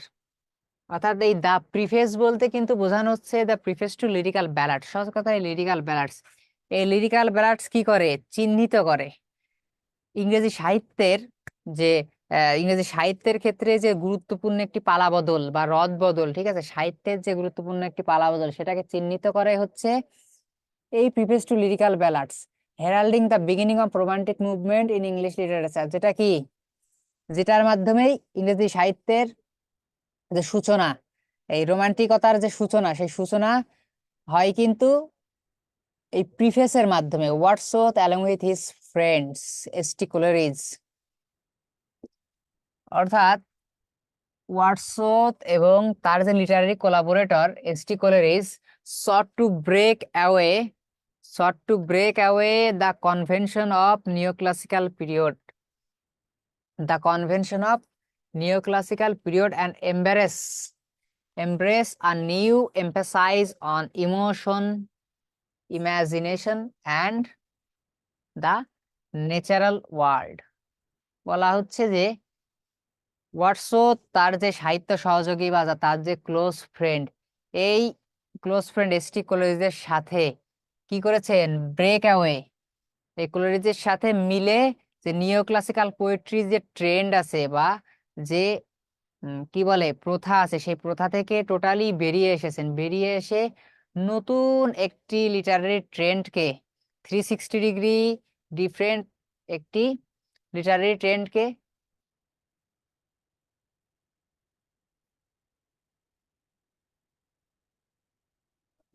যার ডিস্টার্ব দিচ্ছে, হয়তো আপনারও এখানে প্রবলেম, কেউ তো এখন পর্যন্ত ডিস্টার্বের কথা বলেননি। আগের ক্রাশ ব্যাচে 3 ঘন্টা ক্লাস নিয়েছে, তারাও বলেননি, আপনাদেরও তো 1.5 ঘন্টা প্রায় হতে যাচ্ছে, কেউ তো ডিস্টার্বের কথা বলেননি, হয়তো আপনার সিস্টেমে সমস্যা। তাহলে এই যে কি বলে, নতুন একটি 360 ডিগ্রি ডিফারেন্ট একটি লিটারারি ট্রেন্ডকে তারা কি করেছেন, আলিঙ্গন করেছেন, ঠিক আছে। তারা এই নতুন যে ট্রেন্ডকে আলিঙ্গন করেছেন, এই ট্রেন্ডের মধ্যে কি কি অন্তর্ভুক্ত, হাই ইমাজিনেশন, সাবজেক্টিভিটি, তারপরে individualism, emotion, natural world, beauty, ঠিক আছে, এই জিনিসগুলো কিন্তু এই নতুন ট্রেন্ডের মধ্যে কি ছিল, অন্তর্ভুক্ত ছিল। তারপরে আবার দেখছি যে Wordsworth criticizes the artificiality and formality of the poetry of his time, advocating instead for return to the language of everyday people। Wordsworth কি করেছেন, এই যে আর্টিফিশিয়ালিটি আর ফর্মালিটি, কৃত্রিমত্তার কথা বলা হচ্ছে, এই যে নিওক্লাসিক্যাল যুগের যে কৃত্রিমতা, অর্থাৎ অন্য এজ থেকে ধার করে এনে বা অনুকরণ করে, ঠিক আছে, এই জিনিসটাকে ওয়াটসওয়ার্থ খুব ভালোভাবে নেননি। আর ক্লাসিসিজম তো সবসময় কঠিন, ঠিক আছে, ক্লাসিসিজম সবসময় কঠিন বিষয়। তিনি এবং কোলেরিজ যেহেতু কি ছিলেন, খুব বেশি মাত্রায় ফ্রেঞ্চ রিভলিউশন দ্বারা প্রভাবিত ছিলেন, তো তারা এই যে নিও ক্লাসিসিজমের যে আর্টিফিশিয়ালিটি, ফর্মালিটি, এইগুলোকে খুব বেশি পাত্তা দেননি, তাদের কাছে এগুলো ধোপে টেকেনি, ঠিক আছে। তারা নিজেদের মতো একটা ফর্ম তৈরি করে নিয়েছেন। তো যেখানে তারা সমর্থন করেছেন যে এই ফর্মের মধ্যে কি হবে, এই ফর্মের মধ্যে লেখা হবে দৈনন্দিন ল্যাঙ্গুয়েজ নিয়ে, অর্থাৎ দৈনন্দিন ল্যাঙ্গুয়েজ যদি কঠিন হয় সেটা কঠিন ভাবেই লেখা হবে, দৈনন্দিন ল্যাঙ্গুয়েজ যদি সহজ হয় সেটা সহজ ভাবেই লেখা হবে, বাট লেখা হবে হচ্ছে সাধারণ মানুষের জন্য, সাধারণ মানুষের ভাষায় লেখা হবে। এবং লেখাটা এরকম হবে না যেটা কি, যেটার মধ্যে সবসময় সত্যতা থাকতে হবে, ঠিক আছে। লেখা হবে কি, অনুমান নির্ভর, কোনো এর ভিতরে কি থাকবে না, ধার ধার থাকবে না, ধার যে ধার করে আনছি, আমার যা আছে, আমার অনুমান নির্ভর যা আছে মানে আমার চিন্তা ভাবনা কল্পনা নির্ভর যা আছে সেই জাতীয় লেখা হবে। He argues for a poetry that is spontaneous, sincere and rooted in the experience of ordinary life. অর্থাৎ তার মতে যে পোয়েট্রি হবে এমন এক ধরনের যেখানে কি হচ্ছে,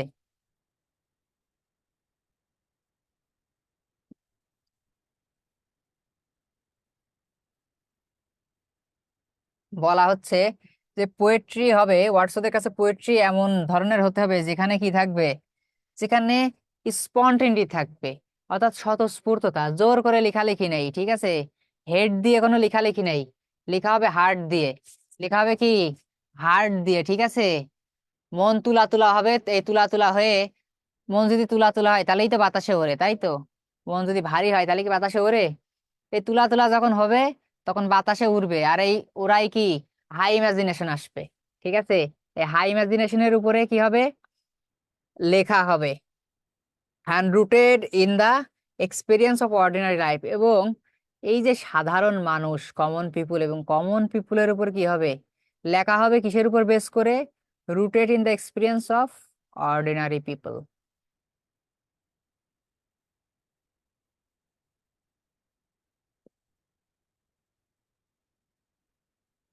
The preface serves as a manifesto for the Romantic movement.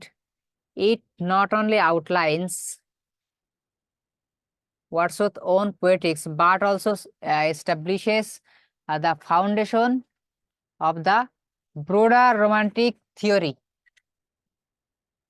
which would come to dominate English literature in the early 19th century.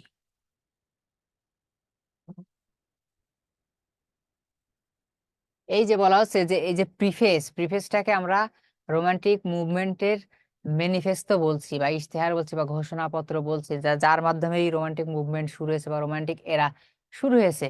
তো এটা কিন্তু আমি প্রথমে এই কথাটা বলেছি কিনা জানি না, এটা কিন্তু হচ্ছে এই যে প্রিফেস টু লিরিক্যাল ব্যালাড, এটা কিন্তু শুধুমাত্র একটা বই না, এটা কিন্তু এক প্রকার গাইডলাইন। রোমান্টিক পোয়েট্রি, রোমান্টিক এজের জন্য এক প্রকার গাইডলাইন। পোয়েট্রি কিভাবে হবে, রাইটারদের কেমন হওয়া উচিত, এটা কিন্তু টোটাল একটা কি গাইডলাইন, হ্যাঁ।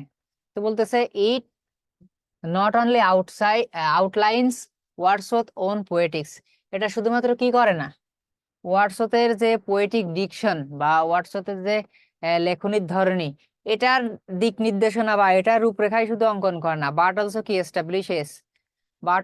Establishes the foundation for the broader romantic theory. এটা কি করে,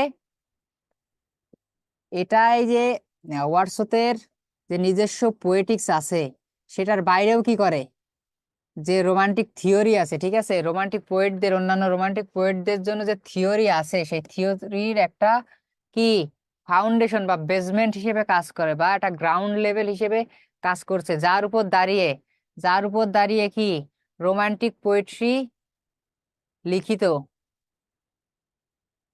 কারণ তার এই আউটলাইন কিন্তু ম্যাক্সিমাম ম্যাক্সিমাম রোমান্টিক পোয়েটসই কিন্তু ফলো করেছেন। শুধুমাত্র ওই কি বলে লর্ড বাইরনের ভেতরে একটু ভিন্নতা ছিল, টোটালি না, একটু ভিন্নতা ছিল, which would come to dominate English literature in the early 19th century. আচ্ছা, হুইচ বলতে বোঝাচ্ছে রোমান্টিসিজমকে, ঠিক আছে। এই যে প্রিভিয়াস টু লিরিক্যাল ব্যালাডস, এই প্রিভিয়াস টু লিরিক্যাল ব্যালাডস এ রোমান্টিক এজের কি বলে স্টার্টিং এর জন্য এতটা গুরুত্বপূর্ণ, রোমান্টিক থিওরির জন্য গুরুত্বপূর্ণ, ঠিক আছে, এই রোমান্টিসিজম ডক্ট্রিনের জন্য গুরুত্বপূর্ণ।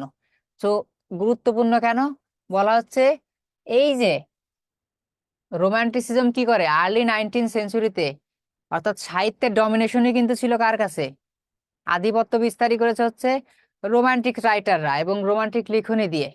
তো যারা ডমিনেন্ট কি বলে ফিগার হিসেবে কাজ করেছেন রোমান্টিক এজে, অবশ্যই এজটা গুরুত্বপূর্ণ। রোমান্টিক এজ হচ্ছে কি অন্যান্য এজ গুলোর থেকেও বেশি গুরুত্বপূর্ণ। এলিজাবেথান এজ একটা গুরুত্বপূর্ণ এজ, তারপরে রোমান্টিক এজ একটা গুরুত্বপূর্ণ এজ, হাতে গোনা যতগুলো গুরুত্বপূর্ণ এজ আছে তার মধ্যে কিন্তু রোমান্টিক এজ গুরুত্বপূর্ণ। তো এই রোমান্টিক এজকে ডমিনেশন করতে সাহিত্যের ইতিহাসে যে ডমিনেশন ফিগার হিসেবে আবির্ভাব হয়েছে তার, এটা সম্ভব হয়েছে কিসের জন্য, এই ডমিনেশনটা সম্ভব হয়েছে একমাত্র কি লিরিক্যাল ব্যালাডস এর জন্য। ঠিক আছে, ইন দা প্রিফেস, অর্থাৎ এখানে কিন্তু বলা হচ্ছে কোন প্রিফেসের কথা, প্রিফেস টু লিরিক্যাল ব্যালাদের কথা। Wordsworth for the first time departs from traditional views of poetry as imitation and holds out the romantic views that poetry is not imitation but self-expression. প্রিফেসের মধ্যে প্রথমবারের মতো কি বলতেছে, ওয়াটসন বলছে যে এই যে প্রথমবারের মতো ওয়াটসন কি করছেন, ওয়াটসন এবং কোলেরিজ দুইজনেই এই যে যে ইমিটেশন জাতীয় যে লেখাগুলো, মানে যদি সহজ করে বলতে যাই, নিও ক্লাসিক্যাল রাইটিংস এর যে ফর্ম, এই ফর্মস থেকে তারা কিন্তু সরে এসেছেন। ঠিক আছে, তাদের আগে কিন্তু অন্য কেউ এই কাজটা করেনি, তারাই প্রথম। তারাই কিন্তু এই ফর্ম থেকে সরে এসেছেন, ওই ট্র্যাডিশনাল ভিউজ থেকে সরে এসেছেন, ক্লাসিক যে এভারগ্রিন রাইটিং, এই ফর্ম থেকে সরে এসে কি করেছেন তারা, নতুন যে ফর্ম, এই নতুন ফর্ম তৈরি করেছেন। তো এই ফর্মের একটা বিষয়বস্তু ছিল ইমিটেশন, তাই তো, তারা ইমিটেশনে যাননি। তাদের কাছে মনে হয় যে, তাদের কাছে ধারণা ছিল, এই ধারণায় তারা বিশ্বাসী ছিলেন যে holds outs the romantic views that, তাদের কাছে যে রোমান্টিক পোয়েট্রি সম্পর্কে যে দর্শন ছিল সেটা হচ্ছে যে কবিতা কেন অনুকরণের বিষয় হবে, বা কবিতার বিষয়বস্তুই কেন অনুকরণীয় হবে, আমি কেন অন্য জিনিস থেকে অনুকরণ করব, কবিতা হবে তো কি আমার সেলফ এক্সপ্রেশন থেকে, তাই তো, আমার আত্ম অনুভূতি, আত্ম অনুভূতি থেকে আমি কি লিখবো, কবিতা কোনো অনুকরণের বিষয় নয়, কবিতা হচ্ছে আত্ম অনুভূতির বিষয়।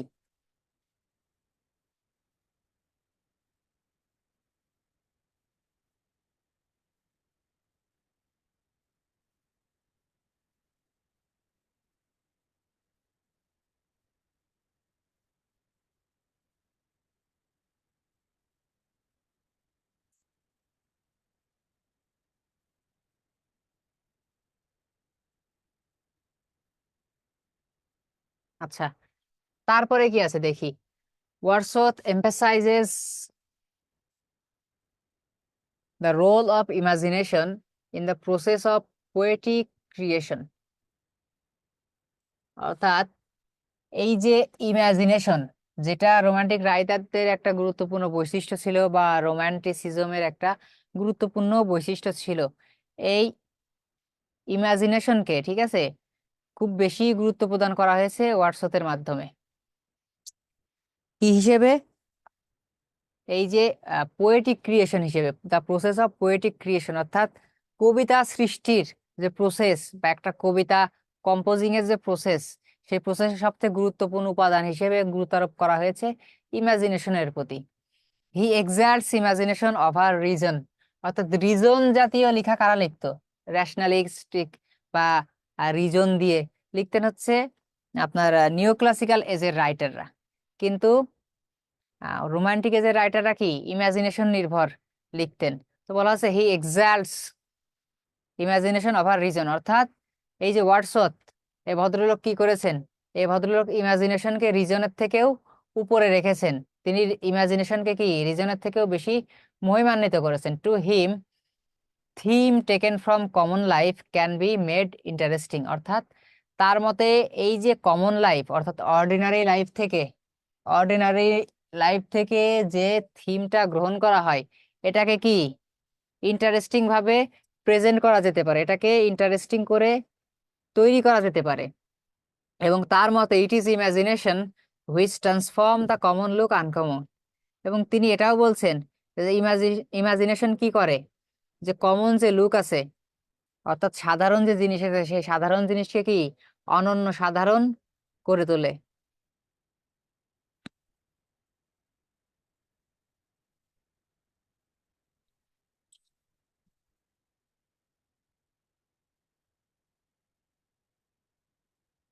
বলা হচ্ছে he is romantic also in the sense that he gives emphasise on the individualism of the poet, অর্থাৎ he is romantic also in the sense, তাকে এই সেন্সে রোমান্টিকও বলা চলে। কোন সেন্সে, যে সে গুরুত্ব প্রদান করেছে কিসের উপরে, এই যে রাইটার যারা আছেন অন্যান্য পোয়েটদের ইন্ডিভিজুয়ালিজমের উপর, ঠিক আছে, ইন্ডিভিজুয়ালিজম অর্থাৎ ব্যক্তি স্বাতন্ত্রতা, ব্যক্তি স্বাতন্ত্রতা, অন্যান্য কবিদের কি ব্যক্তি স্বাতন্ত্রতার প্রতিও তিনি কি করেছেন, গুরুত্ব আরোপ করেছেন। এবং এই সেন্সের দিক থেকে তাকে কি বলা হচ্ছে, তাকে বলা হচ্ছে রোমান্টিক।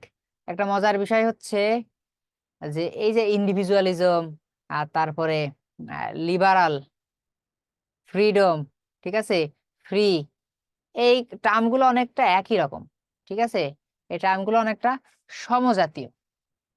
বলছে romanticism is defined as liberalism in literature. আচ্ছা, এখানে এই যে লিবারালিজম বলা হচ্ছে, অর্থাৎ কি লিবারালিজম কি? লিবারালিজম হচ্ছে যে কোনো মানুষের, লিবারাল বলতে কি বোঝায়, স্বাধীন, স্বাধীনতাই এক প্রকার স্বাধীনতা। তো স্বাধীনতা এখানে কোন স্বাধীনতা? এখানে স্বাধীনতা বলতে বোঝানো হচ্ছে লিখার স্বাধীনতা, ঠিক আছে, লিখনির মধ্যে যে স্বাধীনতা। স্বাধীনতা এরকম না এই যে কি বলে সোভরেন্টি, সার্বভৌমত্ব, এই জাতীয় না, লিখনির মধ্যে যে স্বাধীনতা, ঠিক আছে, সেটাকে বলা হচ্ছে লিবারালিজম ইন লিটারেচার, অর্থাৎ লিখনির মধ্যে যে স্বাধীনতার কথা। রোমান্টিসিজম ডিফাইন্ড অ্যাজ, কারণ রোমান্টিসিজম কি করে, ইন্ডিভিজুয়ালিজম নিয়ে কথা বলে, ইন্ডিভিজুয়ালিজমকে সাপোর্ট করে, সাবজেক্টিভিটি সাপোর্ট করে। তো এগুলো সবই তো এক প্রকার কি লিবারালিজমের প্রতীক, এবং সেটা লিটারারি ফর্মে।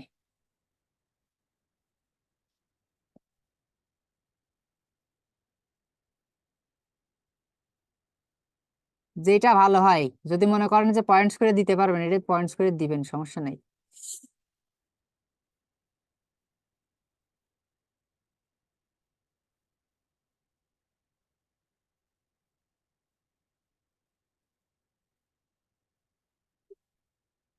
যদি পয়েন্ট দিতে পারেন, এই এক একটা পয়েন্ট থেকে যদি, মানে এই যে প্যারা গুলা থেকে যদি পয়েন্ট তৈরি করতে পারেন, যে এই প্যারাটার নাম আমি এই পয়েন্ট দিব, দিয়ে লিখবেন, সমস্যা নেই, কিন্তু সেটা দেখবেন যে যাচ্ছে নাকি।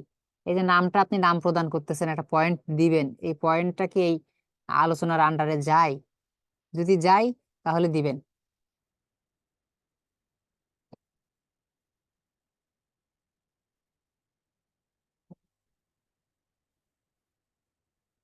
তো আমরা দেখি রোমান্টিসিজমকে সেজন্য কি বলা হচ্ছে, রোমান্টিসিজমকে এক কথায় বলা হচ্ছে লিবারালিজম ইন লিটারেচার।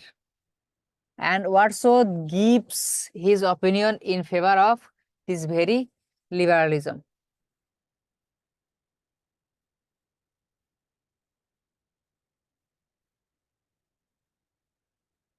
আস্তে আস্তে পার্টিসিপেন্ট ফাঁকা হয়ে যাচ্ছে, শুক্রবার নামাজের দিন। সব ভাইয়েরা আমার সব ত্যাগ করতেছে। কি করব, ক্লাস দিছেই এই সময়, আমার তো আর কিছু করার নাই। Again, Wordsworth is romantic when he says that the poet is a man who has greater enthusiasm than the common man.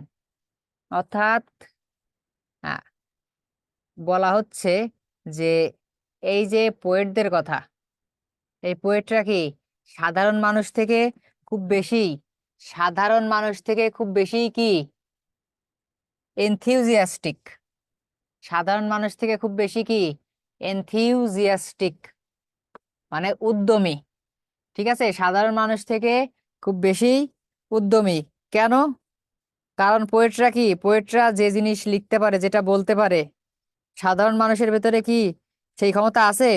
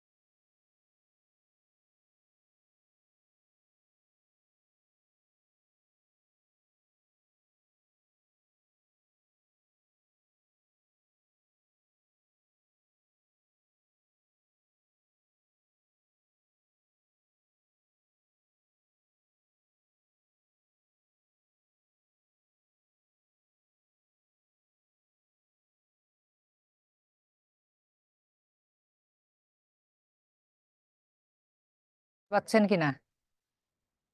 পাচ্ছে?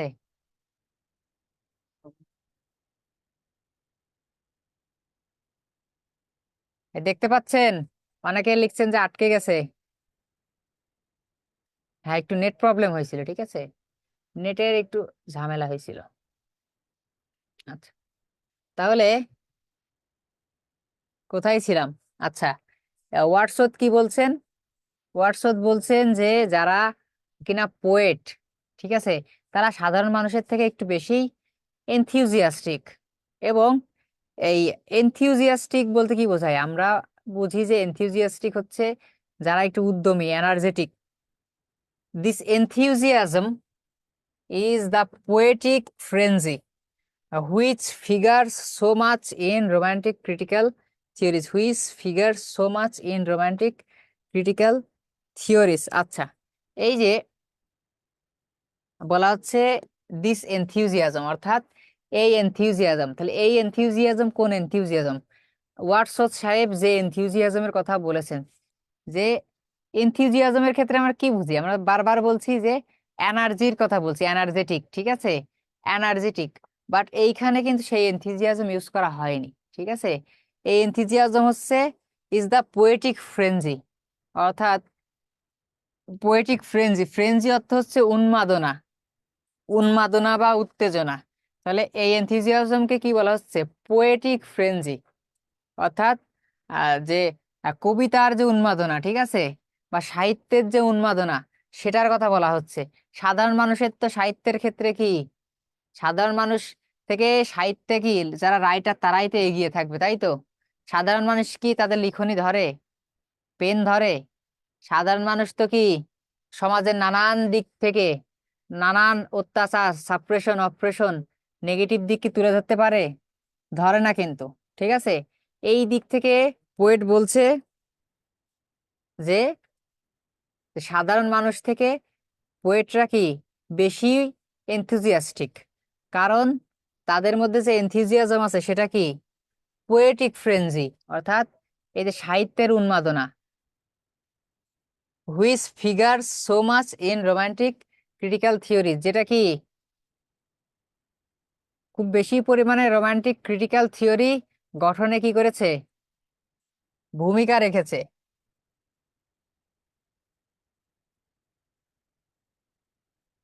আজকের পড়ানো হ্যাশ, আজকের পড়ানো হ্যাশ। যারা আপনারা নামাজে যাবেন চলে যান, সময় আর বেশি নাই তো, আজান তো দিয়েই দিছে।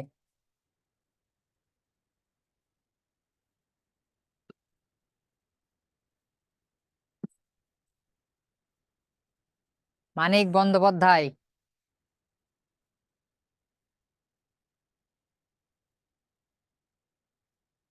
বলেন মানিক ভাই। আসসালামু আলাইকুম স্যার। ওয়ালাইকুম আসসালাম। স্যার, এই যে দ্য প্রিফেস অফ রেডিক্যাল ব্যালেটস, এই কোশ্চেনটা the main features of romantic poetry, এই কোশ্চেনটা কি সেম করে লেখা যায় না না না, নাকি আলাদা আলাদা করে পড়বো? আলাদা আলাদা আলাদা, আলাদা, দুইটা আলাদা। আচ্ছা, ঠিক আছে স্যার। আসসালামু আলাইকুম।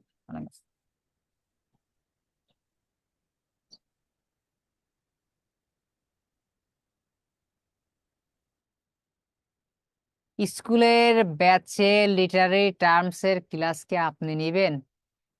কথা তো সেরকমই ছিল, কথা তো সেরকমই ছিল। এখন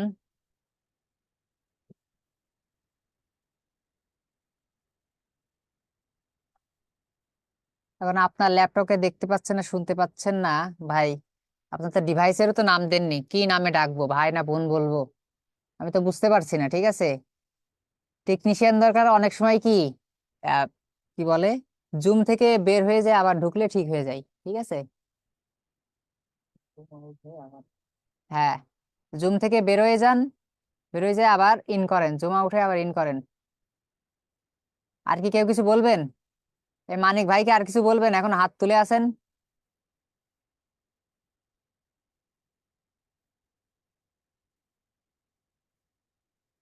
মোরালিটি প্লে আর হচ্ছে রেনেসান্স হিরো, দুইটা কি আলাদা? হ্যাঁ, অবশ্যই আলাদা। রেনেসান্স হিরো, রেনেসান্স স্পিরিট, এইগুলো এক, রেনেসান্স কোয়ালিটিস এইগুলো এক, কিন্তু মোরালিটি প্লে আলাদা। মোরালিটি প্লে, রিলিজিয়াস প্লে এইগুলো এক। স্যার কোশ্চেন লেখার সময় যদি কোনো ওয়ার্ড ছাড়া যায়, ভুল হয়, সেক্ষেত্রে এক্সামিনার বিষয়টা কিভাবে নেবেন? বুঝি নাই, যে ছাড়া যায় বুঝলাম না। ওয়ার্ড ভুল হইলে তো চোখে তো পড়লে তো মার্ক তো কাটা যাবেই, এটা সহজ কথা। তাহলে ভাই আমার আর জানা নেই, বের হয়ে অনেকবার জয়েন করছেন, কি বুঝতে পারছি না আপনার কি সমস্যা হয়েছে সেটিংসে। ফিগার অফ স্পিচের ক্লাস কবে পাবো? এটা খুব কম, এটা খুব কম বি, বুঝলাম না কি লিখছেন, কি যে লেখেন আপনারা। সময় হইলেই পাবেন, যখন সময় হবে তখনই পাবেন। সময়ের আগে কোনো কিছুই হয় না, সময়ের আগে কোনো কিছুই হয় না, যখন সময় হবে তখনই পাবেন।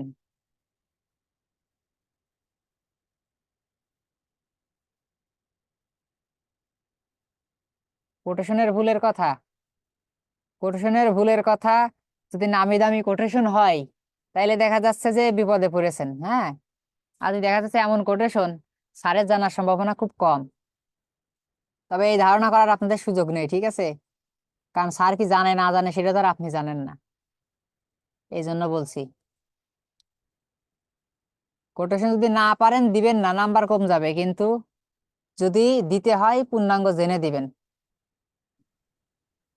স্যার রেনেসান্স হিরো এটা আমি বাদ দিয়েছি? কি বলেন রেনেসান্স হিরো আমি বাদ দিয়েছি? কি সব কথা বলেন? রেনেসান্স কি বলে, যখন রেনেসান্স কোয়ালিটিস পড়ানো হয়েছে, কোয়ালিটিস এর ওইখানেই আমি লিখে দিয়েছি যেটা রেনেসান্স হিরো দিয়েও আসতে পারে এবং এটা প্রিভিয়াস ইয়ারে এসেছে। কি সব বলেন, বুঝি না। কিন্তু আপনারা পরীক্ষা স্যার দিয়ে এসেও তো এই কথা বলবেন। কে বলছিলেন ভাই? স্যার আমি স্যার মানিক বলছিলাম। জি বলেন। স্যার আরেকটা কথা হচ্ছে, স্যার আমরা এই বোর্ড কোশ্চেন পড়তে পড়তে অনেক বোরিং হয়ে যাচ্ছি। এর মাঝখানে কি স্যার অন্য কোনো পার্ট থেকে একটা বা দুইটা ক্লাস থেকে যদি না না, পার্ট মানে যদি থেকে আর ক্লাস নেওয়ার নিতে সুযোগ নাই। এই ব্রড প্রশ্ন আপনাদের আজকে কয়টা লেকচার হলো ইন্ডিভিজুয়াল অথরের? আজকে কি প্রথম হলো? দুইটা লেকচার হয়ে দুইটা। গেল। ওই তো আর 5টা লেকচার আছে, আর 5টা লেকচার আছে, তার মানে 2টা ক্লাস, আর 2টা ক্লাস হলে আপনাদের শেষ হয়ে যাবে। আচ্ছা ঠিক আছে স্যার। সালাম আলাইকুম। ওয়ালাইকুম আসসালাম। স্যার যদি বলা হয় রেস্ট্রিকশন পিরিয়ডের একটা বৈশিষ্ট্য হচ্ছে এজ অফ স্যাটায়ার, এটা কেন এজ অফ স্যাটায়ার? এক্ষেত্রে আমরা কবিতা উপন্যাসকে রেফারেন্স দিতে পারবো? রেস্ট্রিকশন পিরিয়ডের বৈশিষ্ট্য, হ্যাঁ দিতে পারবেন, কোনো সমস্যা নেই।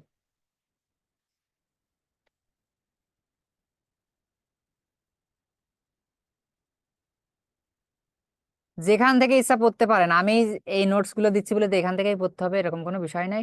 আপনার যদি যেখান থেকে ইচ্ছা সেখান থেকেই পড়তে পারেন।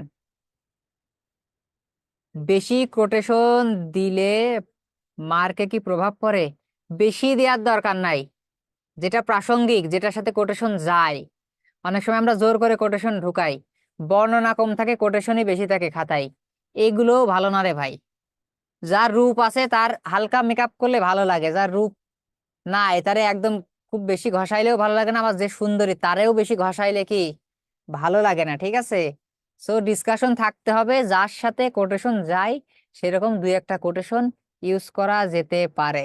এমন না যে আমি আমার প্রত্যেকটা প্রশ্নে প্রত্যেকটা প্যারায় কি কোটেশন ইউজ করছি, ঠিক আছে?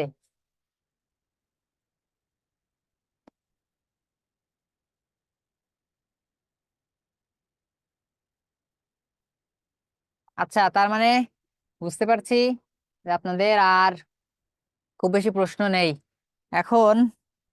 আরশি, আপনি যেন কোনটায় ওয়াইফাই ছেড়ে দিয়েছিল একটু বলেন, আমি জাস্ট একটা প্যারা একটু আলোচনা করে।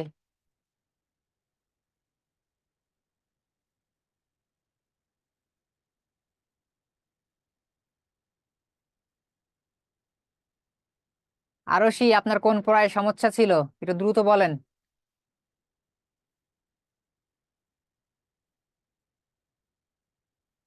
আশিকুল আফরিন আরফিন, বলুন।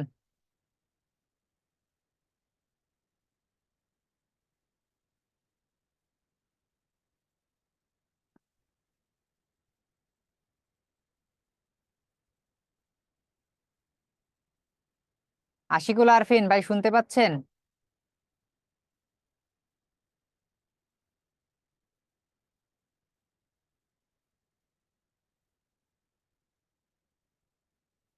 ভেরি লিবারালিজম আবার কি? ভেরি বলতে লিবারালিজমকে, যে লিবারালিজমের কথা বলা হয়েছে ওই যে লিটারেচার, লিবারালিজম ইন লিটারেচার, ওই লিটারেজমকে কি করা হয়েছে এখানে ভেরি দিয়ে ইমফাসাইজ করা হয়েছে। ভেরি লিবারালিজম বলে কোনো টার্ম নাই।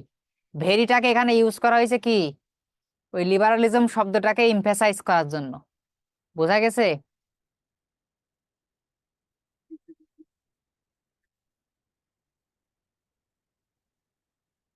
এখানে ভেরি অ্যাডভার্ব না, এখানে ভেরি হচ্ছে অ্যাডজেক্টিভ, এমফাসাইজিং অ্যাডজেক্টিভ।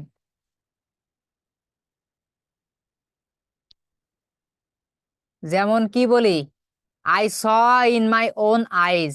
ঠিক আছে, আমি আমার নিজের চোখে দেখেছিলাম। ঠিক আছে, নিজের চোখে। মানুষ কি পরের চোখে দেখে? এই যে ওন আইজ, এখানে ওন কি, ওন হচ্ছে আপনার এমফাসাইজিং অ্যাডজেক্টিভ। বুঝতে পারছেন? এখানে ভেরিটাকে ওইভাবে দেখানো হয়েছে। গ্রেভের প্যারা কি বলেন?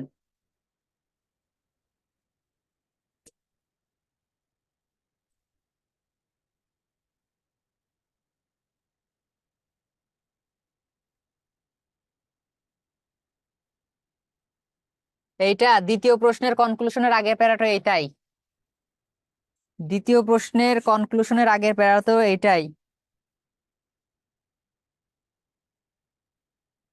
এই প্যারাটার কথা বলছেন, এটা তো আমি পড়িয়েছি, আপনি থাকাকালেই তো পড়াইলাম, আমার যতটুকু মনে পড়ে।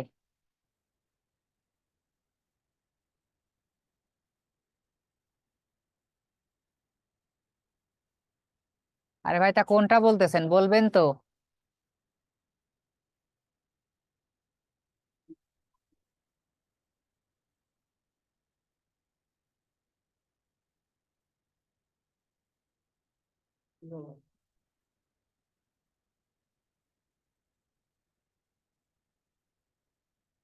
তাইলে আপনি রেকর্ড দেখে নেন, আপনার কথা আমি কিছু বুঝতে পারছি না। স্যার, আমার অনার্সের শিট আছে যেগুলো আমি পড়ছি, আপনাদের দেওয়া অনেক প্রশ্নগুলো মিল আছে এদের সাথে, সেগুলো যদি পড়ি, আপনার দেওয়া পড়ি, যেখান থেকে আমার এই জিনিসটা কোনো সংবিধান না, আমি সবসময় একটা জিনিসই বলি, আহ, আমার এই জিনিসটা কোনো কি সংবিধান না। ঠিক আছে, আপনারা যেখান থেকে খুশি পড়তে পারেন। এবং আমি যখন অন্যান্য ব্যাচের পরীক্ষা নিয়েছি দেখেছি যে আমি যা দিয়েছি তারা সবাই হুবহু তাই লেখে না, অন্যান্য জায়গা থেকে লেখে। ঠিক আছে, তো লিখতে পারেন। মেন বিষয় হচ্ছে প্রশ্নের উত্তর দেয়া। মেন বিষয়টা হচ্ছে প্রশ্নের উত্তর দেয়া। ঠিক আছে, আমারটাই যে পড়তে হবে অন্যটা পড়া যাবে না, এরকমটা না। ঠিক আছে, প্রশ্নের যে উত্তরটা চাচ্ছে সেই উত্তরটাই খাতায় প্রেজেন্ট করা, সেটাই হচ্ছে। আচ্ছা, আপনি যেহেতু দ্বিতীয় প্রশ্নের কথা বলছিলেন, দ্বিতীয় প্রশ্নের কনক্লুশনের আগ কিন্তু এইটাই, তো আমি এটাই আরেকবার পড়ে দিচ্ছি। তা বলছে the portrayal of character like Jaggers and Magwitch further emphasises the pervasive influence of money in Victorian society. Jaggers, the shrewd and ambiguous lawyer, operates within a world where financial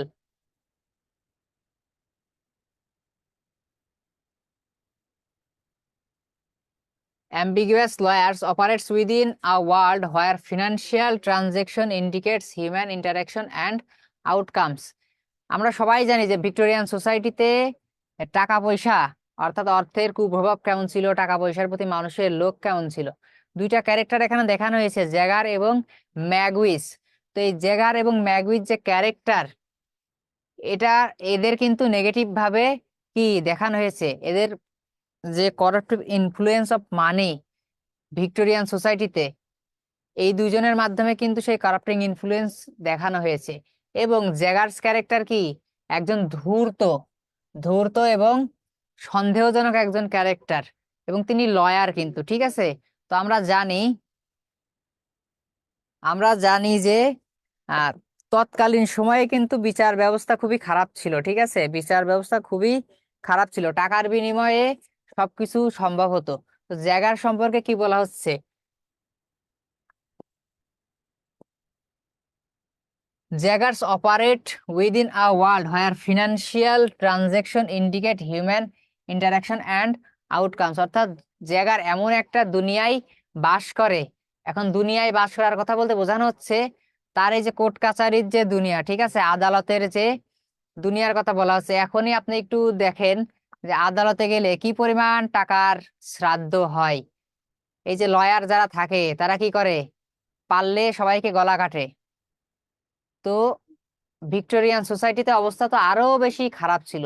সে কথাটাই বলা হয়েছে যে জায়গার এমন একটা দুনিয়ায় থাকে যেখানে কি financial transaction indicates human interaction and outcome.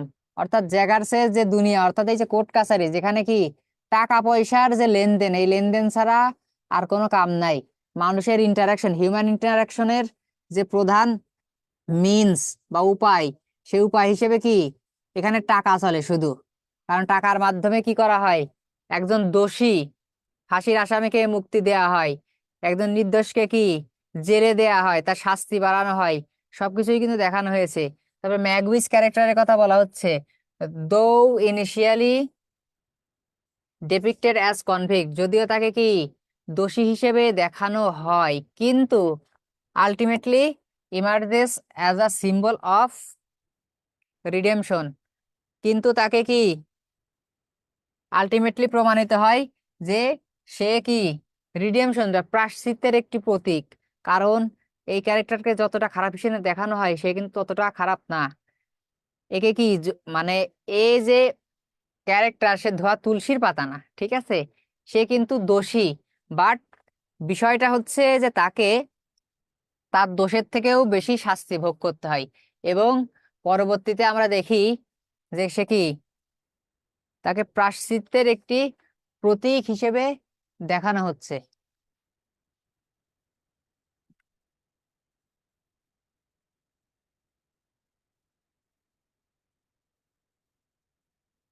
তাহলে যেহেতু নামাজের সময় হয়ে গেছে, আপনারা সবাই ভালো থাকবেন, ঠিক আছে।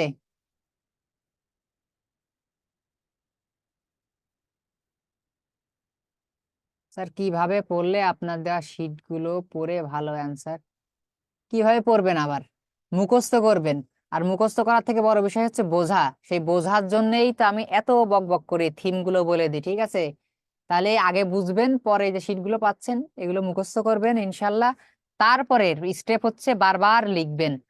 লিখে দেখবেন যে আপনার কত জায়গা ভুল হচ্ছে, সেই ভুলগুলো কারেকশন করবেন, বানান কারেকশন করবেন, সেন্টেন্সগত যে ভুলগুলো আছে সেগুলো কারেকশন করবেন। তারপরে কি বলে, আহ টাইমের দিকে খেয়াল রাখবেন যে কত টাইমে লিখতে পারছি। এই যে বারবার লিখা, এর মাধ্যমে কি এক সময় আপনার মধ্যে পারফেকশন চলে আসবে। এখনো সময় আছে, কাজে লাগান। আচ্ছা, ক্লাস যেহেতু শেষ, আর বেশি কথা বাড়াচ্ছি না, ঠিক আছে। আপনারা সবাই ভালো থাকবেন, সুস্থ থাকবেন, আমার জন্য দোয়া রাখবেন। পরবর্তী দিন দেখা হবে। আসসালামু আলাইকুম।